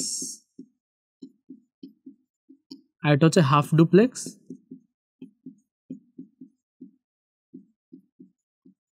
আর এটা হচ্ছে ফুল ডুপ্লেক্স। সিমপ্লেক্স মানে কি? সিমপ্লেক্স মানে হচ্ছে যে শুধু ওয়ান ওয়ে কমিউনিকেশন, যে একজন পাঠাবে আরেকজন রিসিভ করবে, ওয়ান ওয়ে। ওকে, হাফ ডুপ্লেক্স মানে হচ্ছে বোথ ওয়ে, কিন্তু একজন যখন পাঠাবে আরেকজন তখন শুধু রিসিভই করবে। সে পাঠানো অবস্থায় সে আবার উল্টা পাঠাতে পারবে না, তখন তাকে শুধু রিসিভই করতে হবে। যখন ওর পাঠানো শেষ হয়ে যাবে তখন আবার ও ওকে পাঠাবে, মানে এক যখন দুইকে পাঠানো শেষ হয়ে যাবে তখন দুই আবার এককে পাঠাবে, বাট যখন আবার দুই এককে পাঠাবে তখন এক আর দুইকে, মানে both way communication possible, but at a time একটা ওয়েতেই চলবে। হ্যাঁ, সাইমুলটেনিয়াসলি একই সাথে দুই দিকে কমিউনিকেশন হবে না, এটাকে আমরা বলতেছি হাফ ডুপ্লেক্স। আর ফুল ডুপ্লেক্স হচ্ছে যে একই সাথে দুই দিকে কমিউনিকেশন হওয়া সম্ভব। তো ফুল ডুপ্লেক্সের এক্সাম্পল অনেক আছে, মোবাইল ফোনে কথা বলা থেকে শুরু করে অনেক কিছু। হাফ ডুপ্লেক্সের এক্সাম্পল হচ্ছে ওয়াকি টকি যখন কথা বলে তখন একজন যখন কথা বলে সে একটা বাটন প্রেস করে রাখে, ওই বাটনটা প্রেস করে যখন সে কথা বলবে তখন অন্য কেউ আর তার কথাটা, অন্য সবাইকে তার কথা শুনতে হবে, অন্য কেউ কিন্তু তখন কথা বলতে পারবে না, অন্য কেউ কিন্তু ওই বাটনটা প্রেস করতে পারবে না, বাটনটা লক হয়ে যাবে তখন। মানে ধরো 10টা ওয়াকিটকি কানেক্টেড, একজন যদি বাটনটা প্রেস করে বাকি 9 জনের ওয়াকিটকির ওই বাটনটা লক হয়ে যাবে, তারা শুধু শুনতেই হবে, তারা বলতে পারবে না। ওর কথা বলা যখন শেষ হবে তখন আরেকজন বাটনটা প্রেস করার সুযোগ পাবে বা কথা বলার সুযোগ পাবে। এখানে তোমরা অনেক সময় দেখবা যে যুদ্ধে বা এই ধরনের ভিডিও গেম খেললে বা মুভিতে দেখবা যে ওয়াকিটকি দিয়ে কথা বললে কথা শেষ হইলে বলে যে ওভার অ্যান্ড আউট, তো বলে যে আমি শেষ করতেছি, তো শেষ করলে যা বাকিরা বুঝে যে আমার শেষ, এখন কারো কিছু বলার থাকলে বলতে পারো। হ্যাঁ হ্যাঁ, মোবাইল ফোনে তো এটা বলা লাগে না যে আমি কিন্তু আমার কথা বলা শেষ করছি, এখন তুমি বলো। মোবাইল ফোনে কিন্তু লাইক অ্যাট এ টাইম দুইজনেই কথা বলতে পারে, তাই না? আর সিমপ্লেক্স তো বুঝোই, ধরো ফর এক্সাম্পল টিভি যে দেখি আমরা, সেটা কি টিভি চ্যানেল থেকে শুধু আমাদের কাছেই আসে, আমাদের টিভি থেকে তাদের কাছে কি আমরা কিছু পাঠাচ্ছি না, তাই না? এটা আর কি, এটা হচ্ছে নাম্বার অফ ওয়েজের উপর ভিত্তি করে মোডকে ভাগ করছি। মোডকে আমরা আরেকটা জিনিসের উপর ভিত্তি করে ভাগ করতে পারি, সেটা হচ্ছে নাম্বার অফ রিসিভার। হ্যাঁ, নাম্বার অফ রিসিভারের উপর ভিত্তি করে।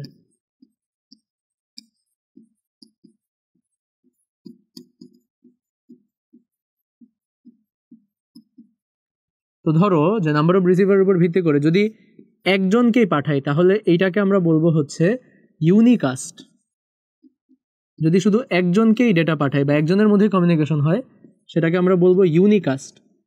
তো ওয়ান ওয়ে হইতে পারে, টু ওয়েও হইতে পারে। হ্যাঁ, ওয়ান ওয়ে টু ওয়ে সেটা ম্যাটার করতেছে না, বাট ওয়ান টু ওয়ান এটাকে বলবো ইউনিকাস্ট।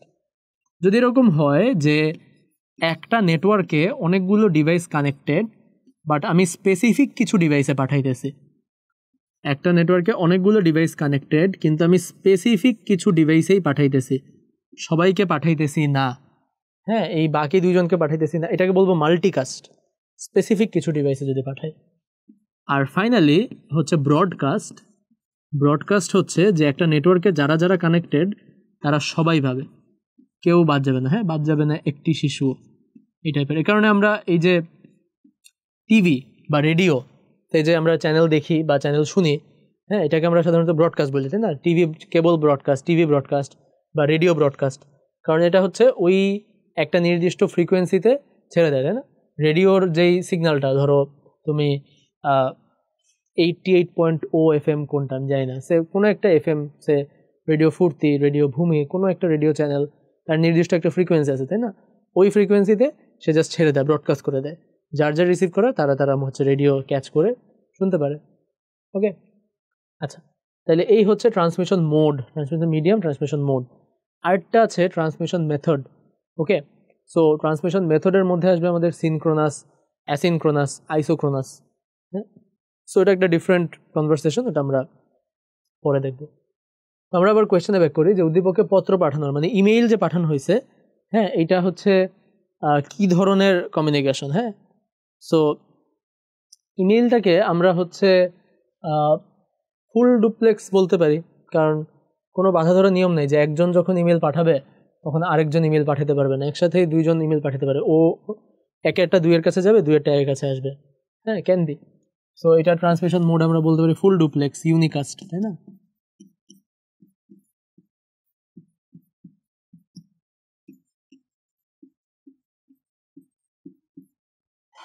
আবার অনেকে এই ইমেইলের ঘটনাটাকে হাফ ডুপ্লেক্সও বলতে পারে, যে কারণ ইমেইলে তো স্বাভাবিকভাবেই মানে কমিউনিকেশন হচ্ছে, ভালো কথা, স্বাভাবিকভাবেই একজনকে ইমেল পাঠানোর পর, রিসিভ করার পর এরপর আরেকজন আবার পাল্টে ইমেলটা পাঠায়, একই সাথে আসলে দুইজন ইমেল পাঠায় না।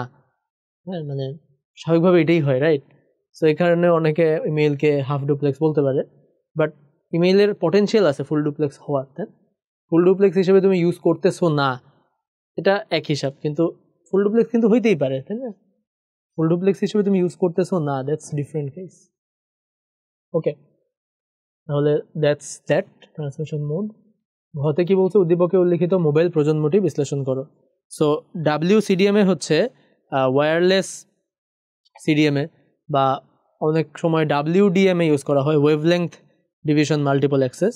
সো এইটা হচ্ছে তৃতীয় প্রজন্ম। হ্যাঁ, WCDMA ইউজ করা হয় হচ্ছে তৃতীয় প্রজন্ম থেকে। সো এটার প্রজন্ম হবে হচ্ছে থার্ড জেনারেশন, এবং থার্ড জেনারেশনের মোবাইল ফোনের বৈশিষ্ট্যগুলো এখানে তোমরা বলে দিবে, যে এর ব্যান্ডউইথ কত, হ্যাঁ, কত স্পিডের ডেটা ট্রান্সমিট করতে পারে, এজ কানেকশন আছে, হ্যাঁ, 2 MBPS পর্যন্ত বা 2 MBPS এর বেশি কাজ করতে পারে। হ্যাঁ, এই জিনিসগুলো বলবা। প্যাকেট সুইচিংয়ের মাধ্যমে করা হয়, আর ফোর্থ জেনারেশন হচ্ছে সার্কিট সুইচিংয়ের মাধ্যমে করা হয়, তাই না? তো এই জিনিসগুলো বলবা থার্ড জেনারেশনের বৈশিষ্ট্য। ওকে, আচ্ছা, তাহলে আমরা এখন 19 সালে আছি, এখন আমরা চলে আসলাম সিলেট বোর্ডে। হ্যাঁ, সিলেট বোর্ডে 19 সালে কি কোয়েশ্চেন আসছে দেখি। শান্তা তার মোবাইল ফোনে টেলিটকের সিম ব্যবহার করে, গুড, ভেরি গুড, সরকারি সিম। সে এই ফোনটির সাহায্যে ত্রিমাত্রিক পরিবেশের ডেটা স্থানান্তর করতে পারে। হ্যাঁ, ত্রিমাত্রিক পরিবেশের ডেটা। তো কোয়েশ্চেনে বলতেছে শান্তার মোবাইল ফোনটির প্রযুক্তি ব্যাখ্যা করো। তাহলে দেখো যে শান্তা যেই ডেটাটা পাঠাইতেছে এটা কি একটা MMS না? শান্তা যে ডেটাটা পাঠাচ্ছে, যেহেতু এটা একটা মানে সে ত্রিমাত্রিক ডেটা পাঠাচ্ছে, ত্রিমাত্রিক ডেটা মানে এটা অবশ্যই তাহলে একটা মাল্টিমিডিয়া মেসেজ, তাই না? তাহলে এইটা হবে একটা এমএমএস,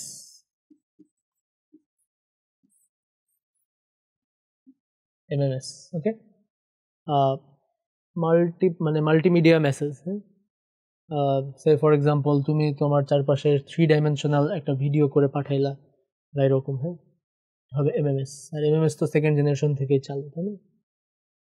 আচ্ছা, তারপর দেখো শান্তার মোবাইলের প্রজন্মের সাথে প্রথম প্রজন্মের মোবাইল ফোনের বৈশিষ্ট্যের তুলনা করো। সো শান্তার প্রজন্ম হচ্ছে সেকেন্ড জেনারেশন,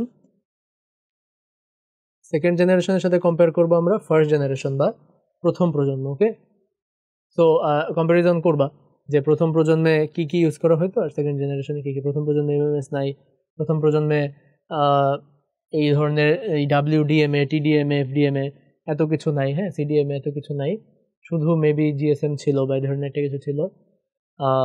সেকেন্ড জেনারেশনে নতুন অনেক কিছু আসছে, স্পিড বেশি। সেকেন্ড জেনারেশনে ইন্টারনেট আছে, ফার্স্ট জেনারেশনে ইন্টারনেট ছিল না। হ্যাঁ, ইত্যাদি ইত্যাদি। ওকে, সো মোবাইল প্রজন্মের আরেকটা কোয়েশ্চেন শেষ এবং আমাদের 19 সালের কোয়েশ্চেনও শেষ। 18 সালে সবগুলো বোর্ডে একসাথে আর কি মানে সম্মিলিতভাবে কোয়েশ্চেন আসছিল। 18 সালের পর আমরা চলে গেলাম 17 সালে। হ্যাঁ, পরে না বলে অ্যাকচুয়ালি আগে বলা ভালো। হ্যাঁ, আমরা যেহেতু পাস্টে যাচ্ছি, তাই না, আস্তে আস্তে। ওকে, সো আমরা যদি ইয়েতে যাই, রাজশাহী বোর্ড 2017 সালের কোয়েশ্চেনটা দেখি, তাহলে এখানে কি বলতেছে যে মিস্টার এক্স কম্পিউটারে একটি ব্রাউজার সফটওয়্যার ওপেন করে প্রথমে তার অ্যাড্রেস বারে একটি অ্যাড্রেস লিখে এন্টার বাটন চাপলো। Very good. ফলে একটি মেইল সার্ভিস ওপেন হলো, তারপর সে মেইল সার্ভিস থেকে একটা অ্যাটাচমেন্ট ফাইল ডাউনলোড করলো। হ্যাঁ, মিস্টার এক্সের ব্যবহৃত সেবাটি তোমার পঠিত পাঠ্যসূচির আলোকে আলোচনা করো। ওকে, সো মিস্টার এক্স হচ্ছে ব্রাউজার ওপেন করলো, ব্রাউজার থেকে মেইল সার্ভিস ওপেন করলো, তারপর সেই মেইল সার্ভিস থেকে একটা অ্যাটাচমেন্ট ফাইল ডাউনলোড করলো। হ্যাঁ, তাহলে এইটা কি একটা সফটওয়্যার এজ এ সার্ভিস বা প্ল্যাটফর্ম এজ এ সার্ভিস হতে পারে? এটা কি একটা ক্লাউড কম্পিউটিং না? এই যে মেইল মানে মেইল সার্ভিস যেটা, হ্যাঁ, মেইল সফটওয়্যার যেটা, এটা তো তাকে তার মোবাইলে রান করতে হইতেছে না, তাই না? ইমেইল আদান প্রদান করার যে সফটওয়্যার, এটা তো তার মোবাইলে মানে তার মোবাইলে বা তার কম্পিউটার রান করতে হইতেছে না, এটা ক্লাউডে অটোমেটিক রান হচ্ছে। সে জাস্ট তার ওই ইমেইল সার্ভিসে ওপেন মানে লগ ইন করে সে তার ইমেইলগুলো ডাউনলোড করলো, হ্যাঁ, অনলাইন থেকে একটা ফাইল ডাউনলোড করলো। তাহলে এটা ক্লাউড কম্পিউটিং না? সে software as a service use করতেছে না ইমেইলটাকে।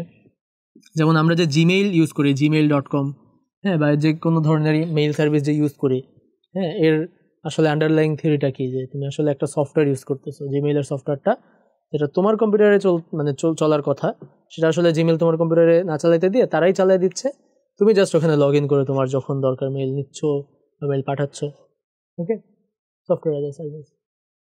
আচ্ছা, তারপর দেখো ঘতে যে মিস্টার এক্স এর কোন কোন কাজে কি কি ধরনের ডেটা ট্রান্সমিশন মোড ও মেথড ব্যবহৃত হয়েছে তা বিশ্লেষণ করো।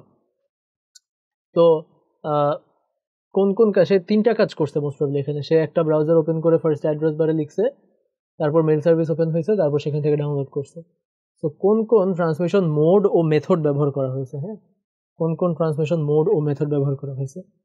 দেখো, ট্রান্সমিশন মেথডে পরে আসতেছে, মোড তো আমরা পড়ছি যে নাম্বার অফ ওয়েজের উপর ভিত্তি করে can be simplex, half duplex, full duplex, আর নাম্বার অফ রিসিভারের উপর ভিত্তি করে ইউনিকাস্ট, মাল্টিকাস্ট, ব্রডকাস্ট।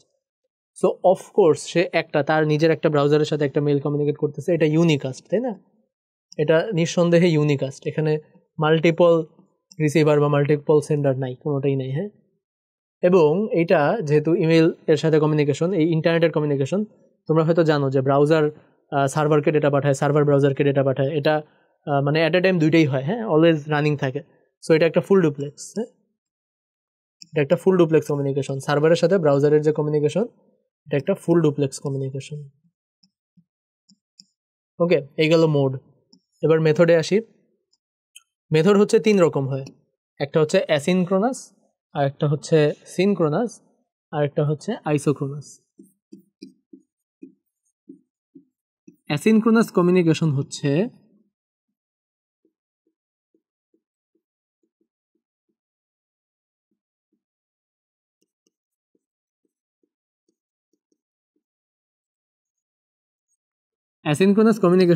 যে যখন কমিউনিকেশনটা সিনক্রোনাস না, অর্থাৎ যখন সেন্ডার ডেটা পাঠাবে রিসিভার তখনই রিসিভ করবে না, হচ্ছে অ্যাসিনক্রোনাস কমিউনিকেশন। হ্যাঁ, যে ধরো ফর এক্সাম্পল একটা প্রিন্টারের সাথে কমিউনিকেশন হচ্ছে তোমার, হ্যাঁ, বা তোমার ধরো একটা সাউন্ড বক্সের সাথে কমিউনিকেশন হচ্ছে।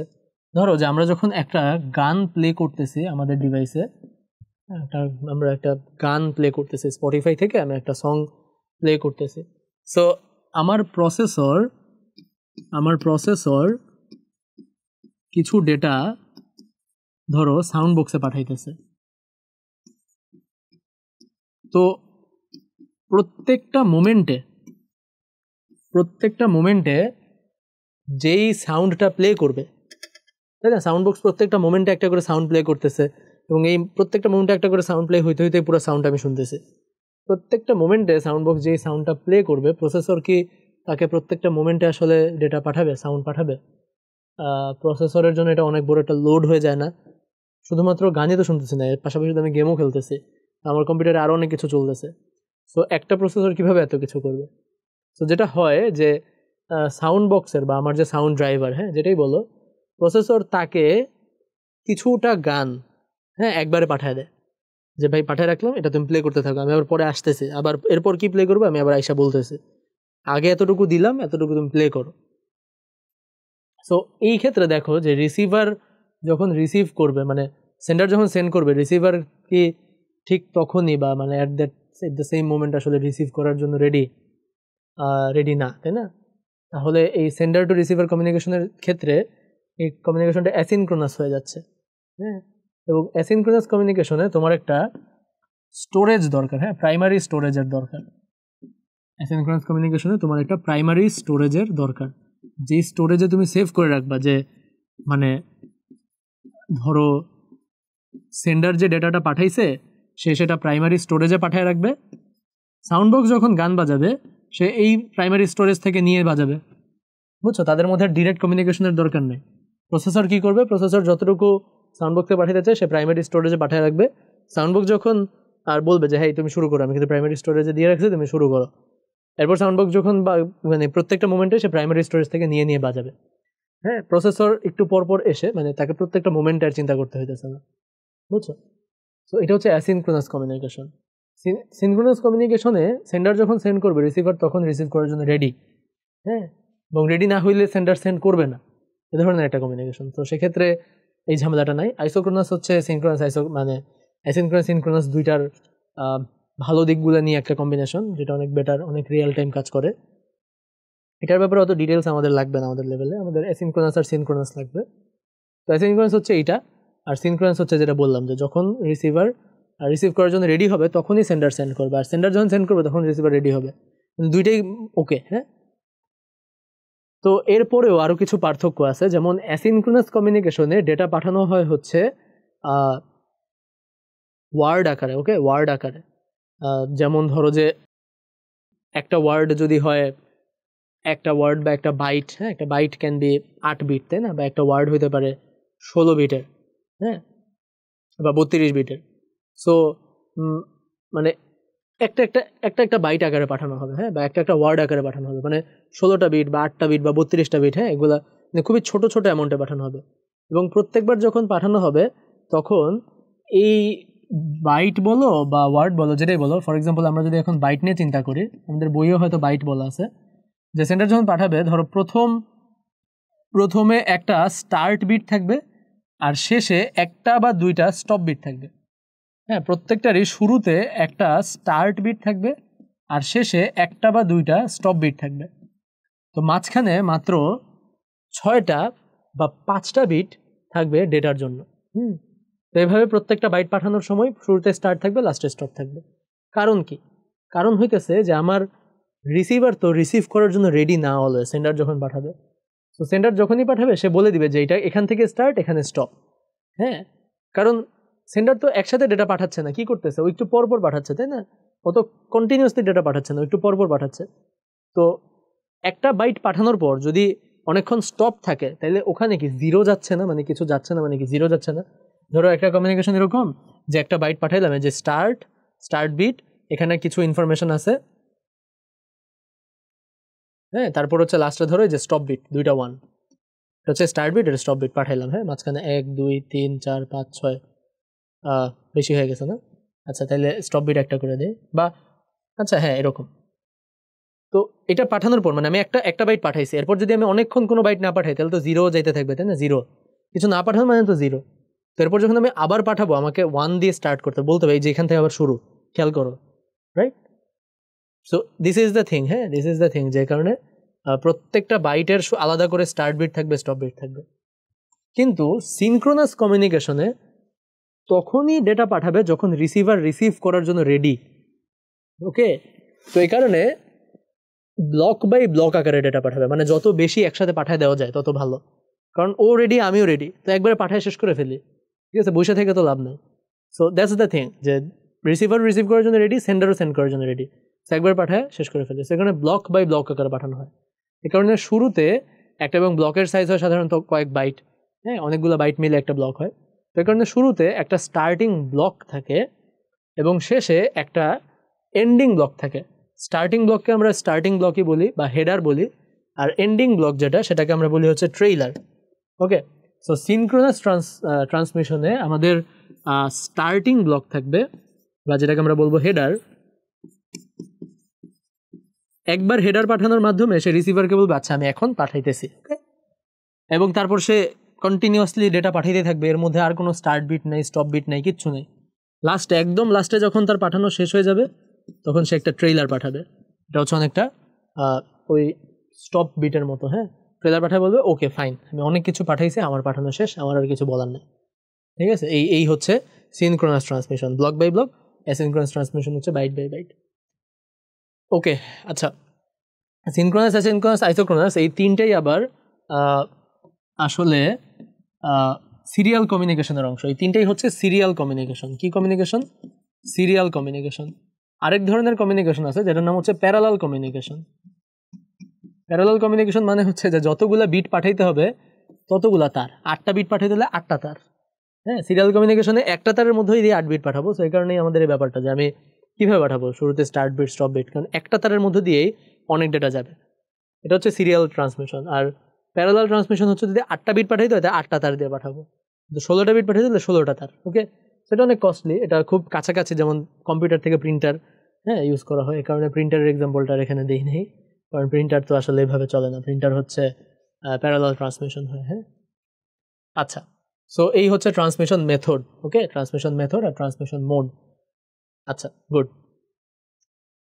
ওকে, সো আমরা পরের কোয়েশ্চেনে চলে যাই, যে চট্টগ্রাম বোর্ড 2017 যে টেলিভিশনে বিশ্বকাপ ফুটবল খেলা দেখতে রাহাত তার বন্ধুর বাড়িতে যায়।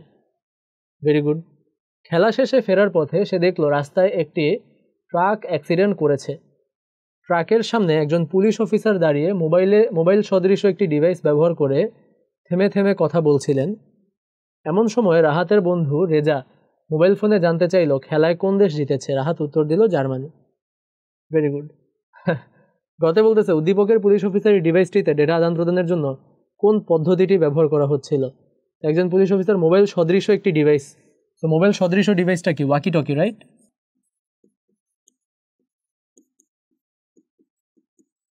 সো ওয়াকি টকির স্পেলিং মোস্ট প্রবাবলি এটাই। হাউএভার ওয়াকি টকিতে হচ্ছে যেটা হয় যে হাফ ডুপ্লেক্স, রাইট?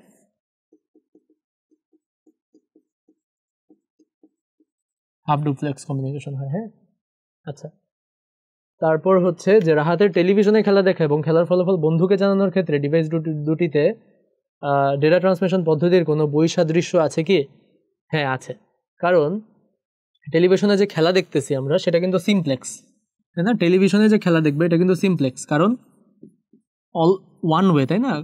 মানে টেলিভিশন, যেই ধরো আমি খেলা দেখতেছি বিটিভিতে, তাহলে ওই বিটিভির যেই transmission centre, BTV transmission centre থেকে আমার টিভিতেই আসবে, আমার টিভি থেকে কিছু আর বিটিভি ট্রান্সমিশন সেন্টারে যাবে না। সো ওয়ান ওয়ে, তাই না, সিমপ্লেক্স। বাট এই যে মোবাইল ফোনে যে আমরা কথা বলতেছি, এই মোবাইল ফোনে কথা বলার ক্ষেত্রে, হ্যাঁ মোবাইল বলে দিয়েছি কিন্তু কোয়েশ্চেনে মোবাইল ফোন, বাট মোবাইল ফোনে কথা বলার ক্ষেত্রে এটা বোথ ওয়ে, তাই না, বোথ ওয়ে। সো এই কারণে এটা হচ্ছে ফুল ডুপ্লেক্স। ওকে, আচ্ছা, তো এদের মধ্যে পার্থক্য তো আমরা লিখতেই পারবো। তারপরে যাই আমরা, যে এক্স কলেজে মানবিক, ব্যবসায় শিক্ষা ও বিজ্ঞান বিভাগের 3টি আলাদা ভবন রয়েছে। প্রতিটি বিভাগের তাদের কম্পিউটারের নিজস্ব নেটওয়ার্কের ব্যবস্থা রয়েছে। অধ্যক্ষ প্রতিটি বিভাগকে একই নেটওয়ার্কের আওতায় আনার সিদ্ধান্ত নিলেন। কিছু বিভাগগুলোর দূরত্ব বেশি হওয়ায় মাধ্যম হিসেবে কেবল ব্যবহার করা সম্ভব হচ্ছে না। ওকে, আচ্ছা, তো এটা হচ্ছে আমাদের ওই ফার্স্ট কোয়েশ্চেনটার মতো অনেকটাই, বা পুরোটাই বলা যায়, কিন্তু পার্থক্য এটাই, যেখানে বলছে কিছু বিভাগের দূরত্ব বেশি, সেখানে কেবল ব্যবহার করা যাইতেছে না, আর ওখানে বলতেছিল যে সবগুলা বিভাগ বা সবগুলা বিল্ডিং খুবই কাছাকাছি। তো যাই হোক, বলতেছে বর্তমান নেটওয়ার্ক ব্যবস্থা কোনটা আছে। বর্তমান নেটওয়ার্ক ব্যবস্থা অবশ্যই ল্যান, তাই না, বিল্ডিংগুলো নিজেদের মধ্যে যেটা, এটা হচ্ছে ল্যান। আর এখন যেটা করব সেটা হচ্ছে ক্যান, সবগুলো বিল্ডিং যদি আমি একসাথে কানেক্ট করতে চাই, এবং যেহেতু আমার এই কেবল ব্যবহার করা যাইতেছে না, তাহলে আমি ওয়্যারলেস মিডিয়া ইউজ করব। হ্যাঁ, ওয়্যারলেস মিডিয়া ইউজ করবো, এবং আমি হয়তো টেরেস্ট্রিয়াল মাইক্রোওয়েভ ইউজ করতে পারি, তাই না, টেরেস্ট্রিয়াল মাইক্রোওয়েভ ইউজ করতে পারি, রেডিও ওয়েভ ইউজ করতে পারি,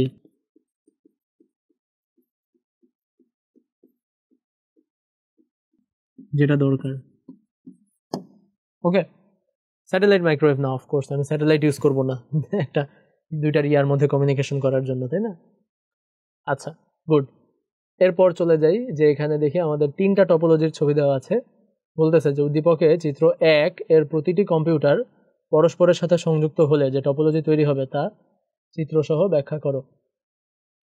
তো অলরেডি তো তারা বেশ ভালোভাবে কানেক্টেড চিত্র 1-এ, তারপর যদি আবার নিজেদের সাথে কানেক্টেড হয়ে যায়, তাহলে এটা তো মেশ টপোলজি হয়ে গেল, তাই না, সবাই সবার সাথে কানেক্টেড, মেশ টপোলজি, তাই না। মেশ টপোলজি হচ্ছে সবচেয়ে কস্টলি টপোলজি, কিন্তু সবচেয়ে প্রাইভেট টপোলজি, সবচেয়ে সুবিধাজনক। মেশ টপোলজিতে নতুন ডিভাইস অ্যাড করা ঝামেলা, কিন্তু পুরান ডিভাইস যদি নষ্ট হয়ে যায় তাহলে কি টপোলজির কোনো চেঞ্জ আসবে না, নেটওয়ার্ক কোনো চেঞ্জ আসবে না, কোনো নেটওয়ার্ক মানে চলতে থাকবে। ওকে, ঝামেলা বা কষ্টসাধ্য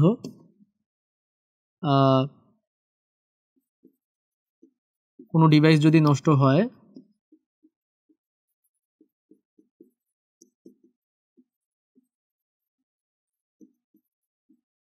তাহলে বাকিদের কমিউনিকেশন ঝামেলা হবে না। হ্যাঁ,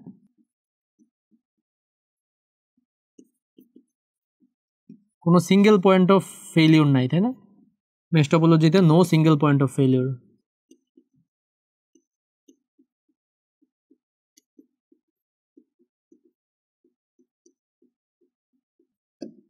ওকে, এবং আরও যা যা বলা যায় আর কি। হ্যাঁ, মেশ টপোলজিতে কোনো ক্রসস্ট্রোক নাই, প্রাইভেসি আছে, এগুলো সব আমরা বলে দিব। ওকে, আচ্ছা, তারপর বলছে যে উদ্দীপকে উল্লিখিত চিত্র 2 এবং চিত্র 2 হচ্ছে অলরেডি মেশ টপোলজি, তাই না, চিত্র 2 অলরেডি মেশ টপোলজি। চিত্র 3 হচ্ছে ট্রি টপোলজি, তাই না, চিত্র 2 হচ্ছে মেশ টপোলজি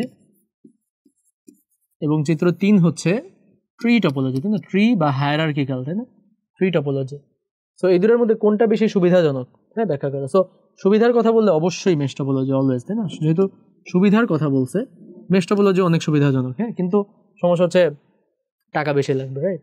আর ট্রি টপোলজিতেও হচ্ছে সিঙ্গেল পয়েন্ট অফ ফেলিওর আছে, হ্যাঁ, যে ও যদি নষ্ট হয় তাইলে কিন্তু ওর সাথে ওর কমিউনিকেশন আটকে যাবে, যদিও ওদের মধ্যে কমিউনিকেশন হবে, কিন্তু এই পাশ থেকে এই পাশে কমিউনিকেশন করতে পারবো না যদি এটা নষ্ট হয়ে যায়। হ্যাঁ, সিঙ্গেল পয়েন্ট অফ ফেলিওর, বা অনেক সময় মাল্টিপল পয়েন্ট অফ ফেলিওরও বলে, যে কয়েকটা ডিভাইস নষ্ট হইলে পুরো নেটওয়ার্কই ভেঙে যাবে, তাই না, মাল্টিপল পয়েন্ট অফ ফেলিওর বলে। ওকে, সো ট্রি টপোলজিতে এই ধরনের ফেলিওর চান্স আছে, যদিও ট্রি টপোলজিতে নতুন ডিভাইস অ্যাড করা সহজ, কিন্তু ফেলিওর বেশি। হ্যাঁ, সুবিধা কম, মানে সুবিধাজনক, সো অফকোর্স মেশ। এরপর দেখি, একটি শিক্ষা প্রতিষ্ঠানের বিভিন্ন তলার অনেকগুলো কম্পিউটার একটি নেটওয়ার্কের আওতায় আনা হলো। কিছুদিন পর বিশেষ একটি কম্পিউটার নষ্ট হওয়ায় অন্য কম্পিউটারগুলো থেকে তথ্য আদান প্রদানে জটিলতা দেখা দিল। ঠিক আছে, উদ্দীপকের প্রতিষ্ঠানটি কোন টপোলজি ব্যবহার করেছিল। তো খেয়াল করো, একটা কম্পিউটার নষ্ট হইলে অন্য কম্পিউটারগুলো থেকে তথ্য আদান প্রদান করতে ঝামেলা হইতে পারে। হ্যাঁ, তো এটা অনেক ধরনের টপোলজিতেই হইতে পারে, বাট যেহেতু এখানে বলছে যে বিশেষ একটা কম্পিউটার নষ্ট হয়, তার মানে কি ওই বিশেষ কম্পিউটারটা হচ্ছে মাঝখানের সেন্ট্রাল ডিভাইস। বিশেষ কম্পিউটারটা হচ্ছে মাঝখানের সেন্ট্রাল ডিভাইস, তার মানে কি এটা একটা স্টার টপোলজি। ওকে, এটা একটা স্টার টপোলজি, যে মাঝখানে হচ্ছে আমাদের এই বিশেষ কম্পিউটার। ওকে, সো এটা একটা স্টার টপোলজি, কারণ বলছে বিশেষ একটা কম্পিউটার নষ্ট হয়, অন্যগুলা তথ্য আদান প্রদান করতে পারতেছে না। বাট যদি এছাড়াও কিন্তু রিং টপোলজিও হয়, কিন্তু রিং টপোলজিতে সবগুলাই নর্মাল কম্পিউটার, তাই না? রিং টপোলজিতে সবগুলাই নর্মাল কম্পিউটার, স্টার টপোলজিতে মাঝখানে একটা বিশেষ কম্পিউটার। সো যেহেতু বলছে বিশেষ কম্পিউটার, সো স্টার টপোলজি হবে এটা। হ্যাঁ, আচ্ছা, তারপর দেখি একটি শিক্ষা প্রতিষ্ঠানের বিভিন্ন তলার অনেকগুলো কম্পিউটার একটি নেটওয়ার্কের আওতায় আনা হলো। কিছুদিন পর বিশেষ একটি কম্পিউটার নষ্ট হয়, অন্য কম্পিউটারগুলো তথ্য আদান জটিল দেখা গেল। রাইট, একই স্টেম। ঘতে বলতেছে যে উদ্দীপকের পরিস্থিতিতে জটিলতা এড়াতে কোন টপোলজি ব্যবহার করা প্রয়োজন। সো যদি আমরা জটিলতা এড়াইতে চাই তাহলে সবচেয়ে ভালো হয় মেশ টপোলজি ইউজ করলে। বাট মেশ টপোলজি ছাড়াও আমরা এখানে যেটা ইউজ করতে পারি, যেহেতু শিক্ষা প্রতিষ্ঠানের অনেকগুলো আমরা হচ্ছে ধরনের ট্রি টপোলজি ইউজ করতে পারি, তাই না?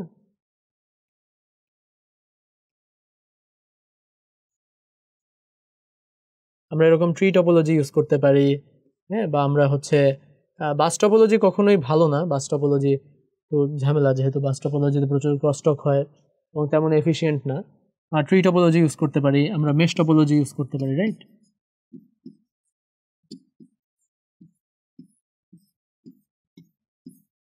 হ্যাঁ, তো দুইটাই বলা যায়। তো মানে বেস্ট হয় হচ্ছে মেশ টপোলজি যদি ইউজ করা যায়, এই পরিমাণ তারের টাকা পয়সা যদি আমাদের থাকে। Otherwise tree topology, why not. আচ্ছা, সবচেয়ে ভালো হয় হাইব্রিড টপোলজি ইউজ করলে, হ্যাঁ, যে সব ধরনের টপোলজি আছে। ওকে, সো আমরা যে কোয়েশ্চেনগুলো দেখলাম তারই কিছু জ্ঞানমূলক দেখি, যে ব্যান্ডউইথ কি। ব্যান্ডউইথ হচ্ছে transmission speed, right? Transmission speed, narrow band speed সবচেয়ে কম, তারপর ভয়েস ব্যান্ড, তারপর হচ্ছে ব্রডব্যান্ড, তাই না?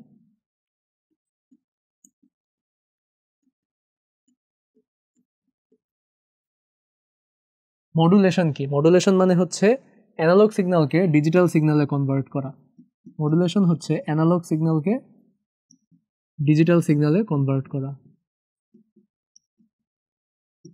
ওকে, ফুল ডুপ্লেক্স কি? ফুল ডুপ্লেক্স আমরা জানি যে at a time সাইমultaneously both way communication হবে। এনআইসি কি? এনআইসি হচ্ছে নেটওয়ার্ক ইন্টারফেস কার্ড। তো আগেকার কম্পিউটারগুলোতে এই ইন্টারনেটের তার ইউজ করা বা ইন্টারনেট ইউজ করার জন্য বা ওয়াইফাই ইউজ করার জন্য কোনো মানে কোনো সাপোর্ট মাদারবোর্ডে ছিল না, মানে মাদারবোর্ডের ভিতরে বিল্ট ইন কোনো ইন্টারনেট ব্যবহার করার সিস্টেম ছিল না আগেকার কম্পিউটারগুলোতে। তো তখন ইন্টারনেট ব্যবহার করার জন্য এখন যেভাবে আমরা গ্রাফিক্স কার্ড লাগাই, তখন এই গ্রাফিক্স কার্ডের পোর্টে একটা এনআইসি কার্ড লাগাইতে হতো। এনআইসি কার্ড লাগাইলে ওই এনআইসি কার্ডের মধ্যেই ল্যানের কেবলের পোর্ট থাকতো, হ্যাঁ, ওটা দিয়ে ইন্টারনেট চালানো যেত। সো এই network interface card extra use করা লাগতো। বাট বর্তমানে সব মাদারবোর্ডের ভিতরেই এটা অটোমেটিক থাকে। হ্যাঁ, এখন তো ইন্টারনেট ছাড়া অবশ্যই কেউ থাকে না, তাই না? সো এই কারণে এখন আর এই নেটওয়ার্ক ইন্টারফেস কার্ড আলাদা করে ইউজ করা লাগে না। তারপর হচ্ছে ডেটা ট্রান্সমিশন মোড কি? তো ডেটা ট্রান্সমিশন মোড হচ্ছে ওই যে দুই ওয়েতে আমরা ডিভাইড করতে পারি, একটা হচ্ছে নাম্বার অফ রিসিভার্স আর একটা হচ্ছে নাম্বার অফ ওয়েজ। হ্যাঁ, ব্লুটুথ কি? ব্লুটুথ হচ্ছে একটা ওয়্যারলেস ট্রান্সমিশন স্ট্যান্ডার্ড, তাই না, বা ওয়্যারলেস ট্রান্সমিশন সিস্টেম। ইনফ্রারেড কি? ইনফ্রারেড হচ্ছে একটা ইলেকট্রোম্যাগনেটিক ওয়েভ, তাই না, ইলেকট্রোম্যাগনেটিক স্পেকট্রামের একটা অংশ। টপোলজি কি? টপোলজি হচ্ছে অনেকগুলো কম্পিউটার যখন কানেক্টেড থাকে তারা কি ওয়েতে কানেক্টেড, সেইটা হচ্ছে টপোলজি। কম্পিউটার নেটওয়ার্ক কি? কম্পিউটার নেটওয়ার্ক হচ্ছে অনেকগুলো কম্পিউটার যখন কানেক্টেড থাকে সেটাকেই কম্পিউটার নেটওয়ার্ক বলে। ওকে, অনুধাবনমূলক কোয়েশ্চেন দেখি। স্বয়ংক্রিয়ভাবে সফটওয়্যার আপডেট ও রক্ষণাবেক্ষণ করার প্রক্রিয়াটি ব্যাখ্যা করো। তো স্বয়ংক্রিয়ভাবে রক্ষণাবেক্ষণ বা সফটওয়্যার আপডেট করে নেয় কোথায়? ক্লাউড কম্পিউটারে, তাই না? ক্লাউড কম্পিউটারে তোমার এই রক্ষণাবেক্ষণ নিয়ে চিন্তা করা হয় না, চিন্তা করতে হয় না। হ্যাঁ, ওটা এভাবেই সেট করা হয় যে অটোমেটিক নিজেই সফটওয়্যার আপডেট করে নেয়, হ্যাঁ, নিজেই হচ্ছে নিজের রক্ষণাবেক্ষণের মানে ব্যবস্থা করে নেয়। এবং কোনো কারণে যদি কোনো কিছু ফেল করে, তাহলে তুমি যাদের কাছ থেকে ক্লাউড কম্পিউটারটা মানে পারচেস করছো বা ভাড়া নিছো বা ভাড়া নিছো, তারাই হচ্ছে সমস্যাগুলো সমাধান করে দিবে। হ্যাঁ, তোমাকে অ্যাজ এ ইউজার আর এত কিছু চিন্তা করতে হবে না। ওকে, ডেটা ট্রান্সফার মোড ব্যাখ্যা করো। অ্যাগেইন ওই জিনিসটাই, ডেটা ব্লক বা প্যাকেট আকারে ট্রান্সমিশন হয়, ব্যাখ্যা করো। সো ব্লক বা প্যাকেট আকারে ট্রান্সমিশন হবে হচ্ছে সিনক্রোনাস ট্রান্সমিশন, এটা তো তুমি এখানে সিনক্রোনাস ট্রান্সমিশনটা ব্যাখ্যা করে দিবা। ওয়্যারলেস কমিউনিকেশনের ধারণাটি ব্যাখ্যা করো। ওয়্যারলেস কমিউনিকেশনের ধারণা হচ্ছে যে আমরা 3 রকম ওয়েভ দিয়ে কমিউনিকেট করতে পারি, ইনফ্রারেড, মাইক্রোওয়েভ আর হচ্ছে রেডিও ওয়েভ। এবং 3 রকম ওয়ে আছে, একটা হচ্ছে ব্লুটুথ, একটা হচ্ছে ওয়াইফাই, একটা হচ্ছে ওয়াইম্যাক্স। ওকে, এই 3টা হচ্ছে স্ট্যান্ডার্ড। এবং ওয়্যারলেস কমিউনিকেশনের ভৌগোলিক দূরত্বের উপর ভিত্তি করে আমরা অনেকভাবে ব্যবহার করতে পারি। একটা হচ্ছে মানে wireless pan, W LAN, W can, W man, বুঝতেই পারতেছে। সবচেয়ে বড় হচ্ছে ডাব্লিউ ওয়ান। হ্যাঁ, ডাব্লিউ ওয়ান। ডেটা ট্রান্সমিশনে সিনক্রোনাস সুবিধাজনক কেন? কারণ সিনক্রোনাসে হচ্ছে স্পিড বেশি। হ্যাঁ, কোনো প্রাইমারি স্টোরেজ ডিভাইসের দরকার হয় না, তাই না? কারণ রিসিভার যখন রেডি তখনই শুধুমাত্র সেন্ডার সেন্ড করবে। সো স্পিড বেশি এবং কোনো প্রাইমারি স্টোরেজের দরকার হয় না। স্যাটেলাইটে ব্যবহৃত ওয়েভ ব্যাখ্যা করো। এটা কি? Satellite microwave. যেই মাইক্রোওয়েভটা আমরা একটা সেন্ডার থেকে স্যাটেলাইটে পাঠাই, স্যাটেলাইট থেকে আরেকটা রিসিভারে পাঠানো হয়, সেটা হচ্ছে স্যাটেলাইট মাইক্রোওয়েভ। ওকে, আরেকটা হচ্ছে টেরেস্ট্রিয়াল মাইক্রোওয়েভ, যে একটা টাওয়ার থেকে ডিরেক্ট আরেকটা টাওয়ারে পাঠানো হয়, কোনো স্যাটেলাইট ইউজ করে না, direct tower to tower communication. আচ্ছা, তারপর হচ্ছে যে টপোলজিতে সবগুলো কম্পিউটারের সাথে সবগুলো কম্পিউটার সংযুক্ত তা ব্যাখ্যা করো। এটা হচ্ছে মেশ টপোলজি, তাই না? কোন টপোলজিতে নোড সমূহ পরস্পর তুলনামূলকভাবে দ্রুত গতিতে আদান প্রদান করতে পারে? Mesh topology. যেহেতু সবার একটা পার্সোনাল লাইন আছে, তো সবচেয়ে ফাস্ট কমিউনিকেশন হবে মেশ টপোলজিতে, রাইট? বাট মেশ টপোলজি অনেক কস্টলি, তাই না? আচ্ছা, চৌম্বক প্রভাব মুক্ত কেবলটি বুঝিয়ে লেখো। ওই যে বললাম যে চৌম্বক প্রভাব মুক্ত যদি থাকতে হয় তাহলে আমাদেরকে অপটিক্যাল ফাইবার ইউজ করতে হবে, কারণ অপটিক্যাল ফাইবারে আলোর মাধ্যমে যায়, তাই না? যে কোনো সিগন্যাল লাইট ওয়েভের মাধ্যমে যায়। হ্যাঁ, লাইট সিগন্যালের মাধ্যমে ডেটা ট্রান্সমিট করা হয়।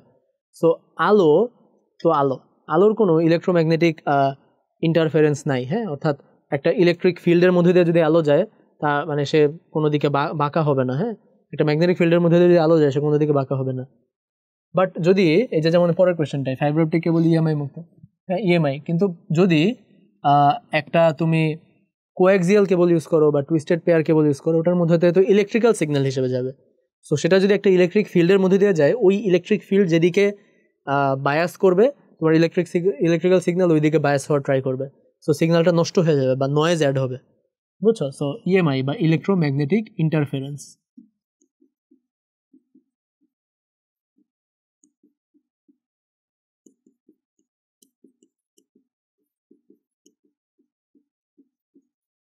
ওকে, ডেটা চলাচলের দ্রুততম মাধ্যমও অপটিক্যাল ফাইবার, তাই না? অপটিক্যাল ফাইবার হচ্ছে ফাস্টেস্ট, যেহেতু আলোর গতিতে যায়। ওকে, আচ্ছা, তাহলে মোটামুটি আমরা আমাদের চ্যাপ্টার 2 এর সবগুলো সিকিউ দেখলাম, বিভিন্ন বোর্ডে কীরকম কোয়েশ্চেন আসছে এবং আরও কিছু মডেল কোয়েশ্চেন। আশা করি তোমরা একটা ধারণা পেয়েছো যে কোন কোন টপিক থেকে কোয়েশ্চেন আসে এবং কীরকম কোয়েশ্চেন আসে এবং অ্যান্সার করতে গেলে কিভাবে আসলে অ্যান্সার করতে হবে। ওকে, সো আমরা যখন চ্যাপ্টার 2 পড়বো আমরা ওভাবেই প্রিপারেশন নেব এবং মাথায় রাখবো এখানে অনেক ক্লাসিফিকেশন আছে। হ্যাঁ, অনেক শ্রেণীবিভাগ, মেথড এত প্রকার, মোড এত প্রকার, এই সেই সবগুলো ক্লাসিফিকেশন আমরা খুব ভালো করে পড়বো। মোবাইলের প্রজন্মগুলো, কোন প্রজন্মের বৈশিষ্ট্য কি, এটা খুব ভালো করে পড়বো। হ্যাঁ, সবগুলো ওয়্যারলেস মিডিয়াম, ওয়্যার্ড মিডিয়াম, সব ধরনের ক্লাসিফিকেশন ভালো করে পড়বো এবং সব কিছুরই কিছু বৈশিষ্ট্য পড়বো, যেমন ক্লাউড কম্পিউটিংয়ের বৈশিষ্ট্য কী। হ্যাঁ, প্রত্যেকটা জিনিসের বৈশিষ্ট্যগুলো পড়বো।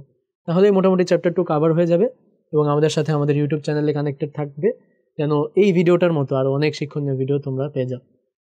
আমাদের যে ফেসবুক গ্রুপগুলো আছে সেখানে কানেক্টেড থাকলে আমাদের সব নিউজ তোমরা আপ টু ডেট থাকতে পারবে। এবং তোমাদের সবাইকে অসংখ্য ধন্যবাদ মনোযোগ দিয়ে এতক্ষণ ক্লাসটি করার জন্য। আশা করি তোমরা খুব ভালো থাকবে। আনটিল নেক্সট টাইম, আল্লাহ হাফেজ।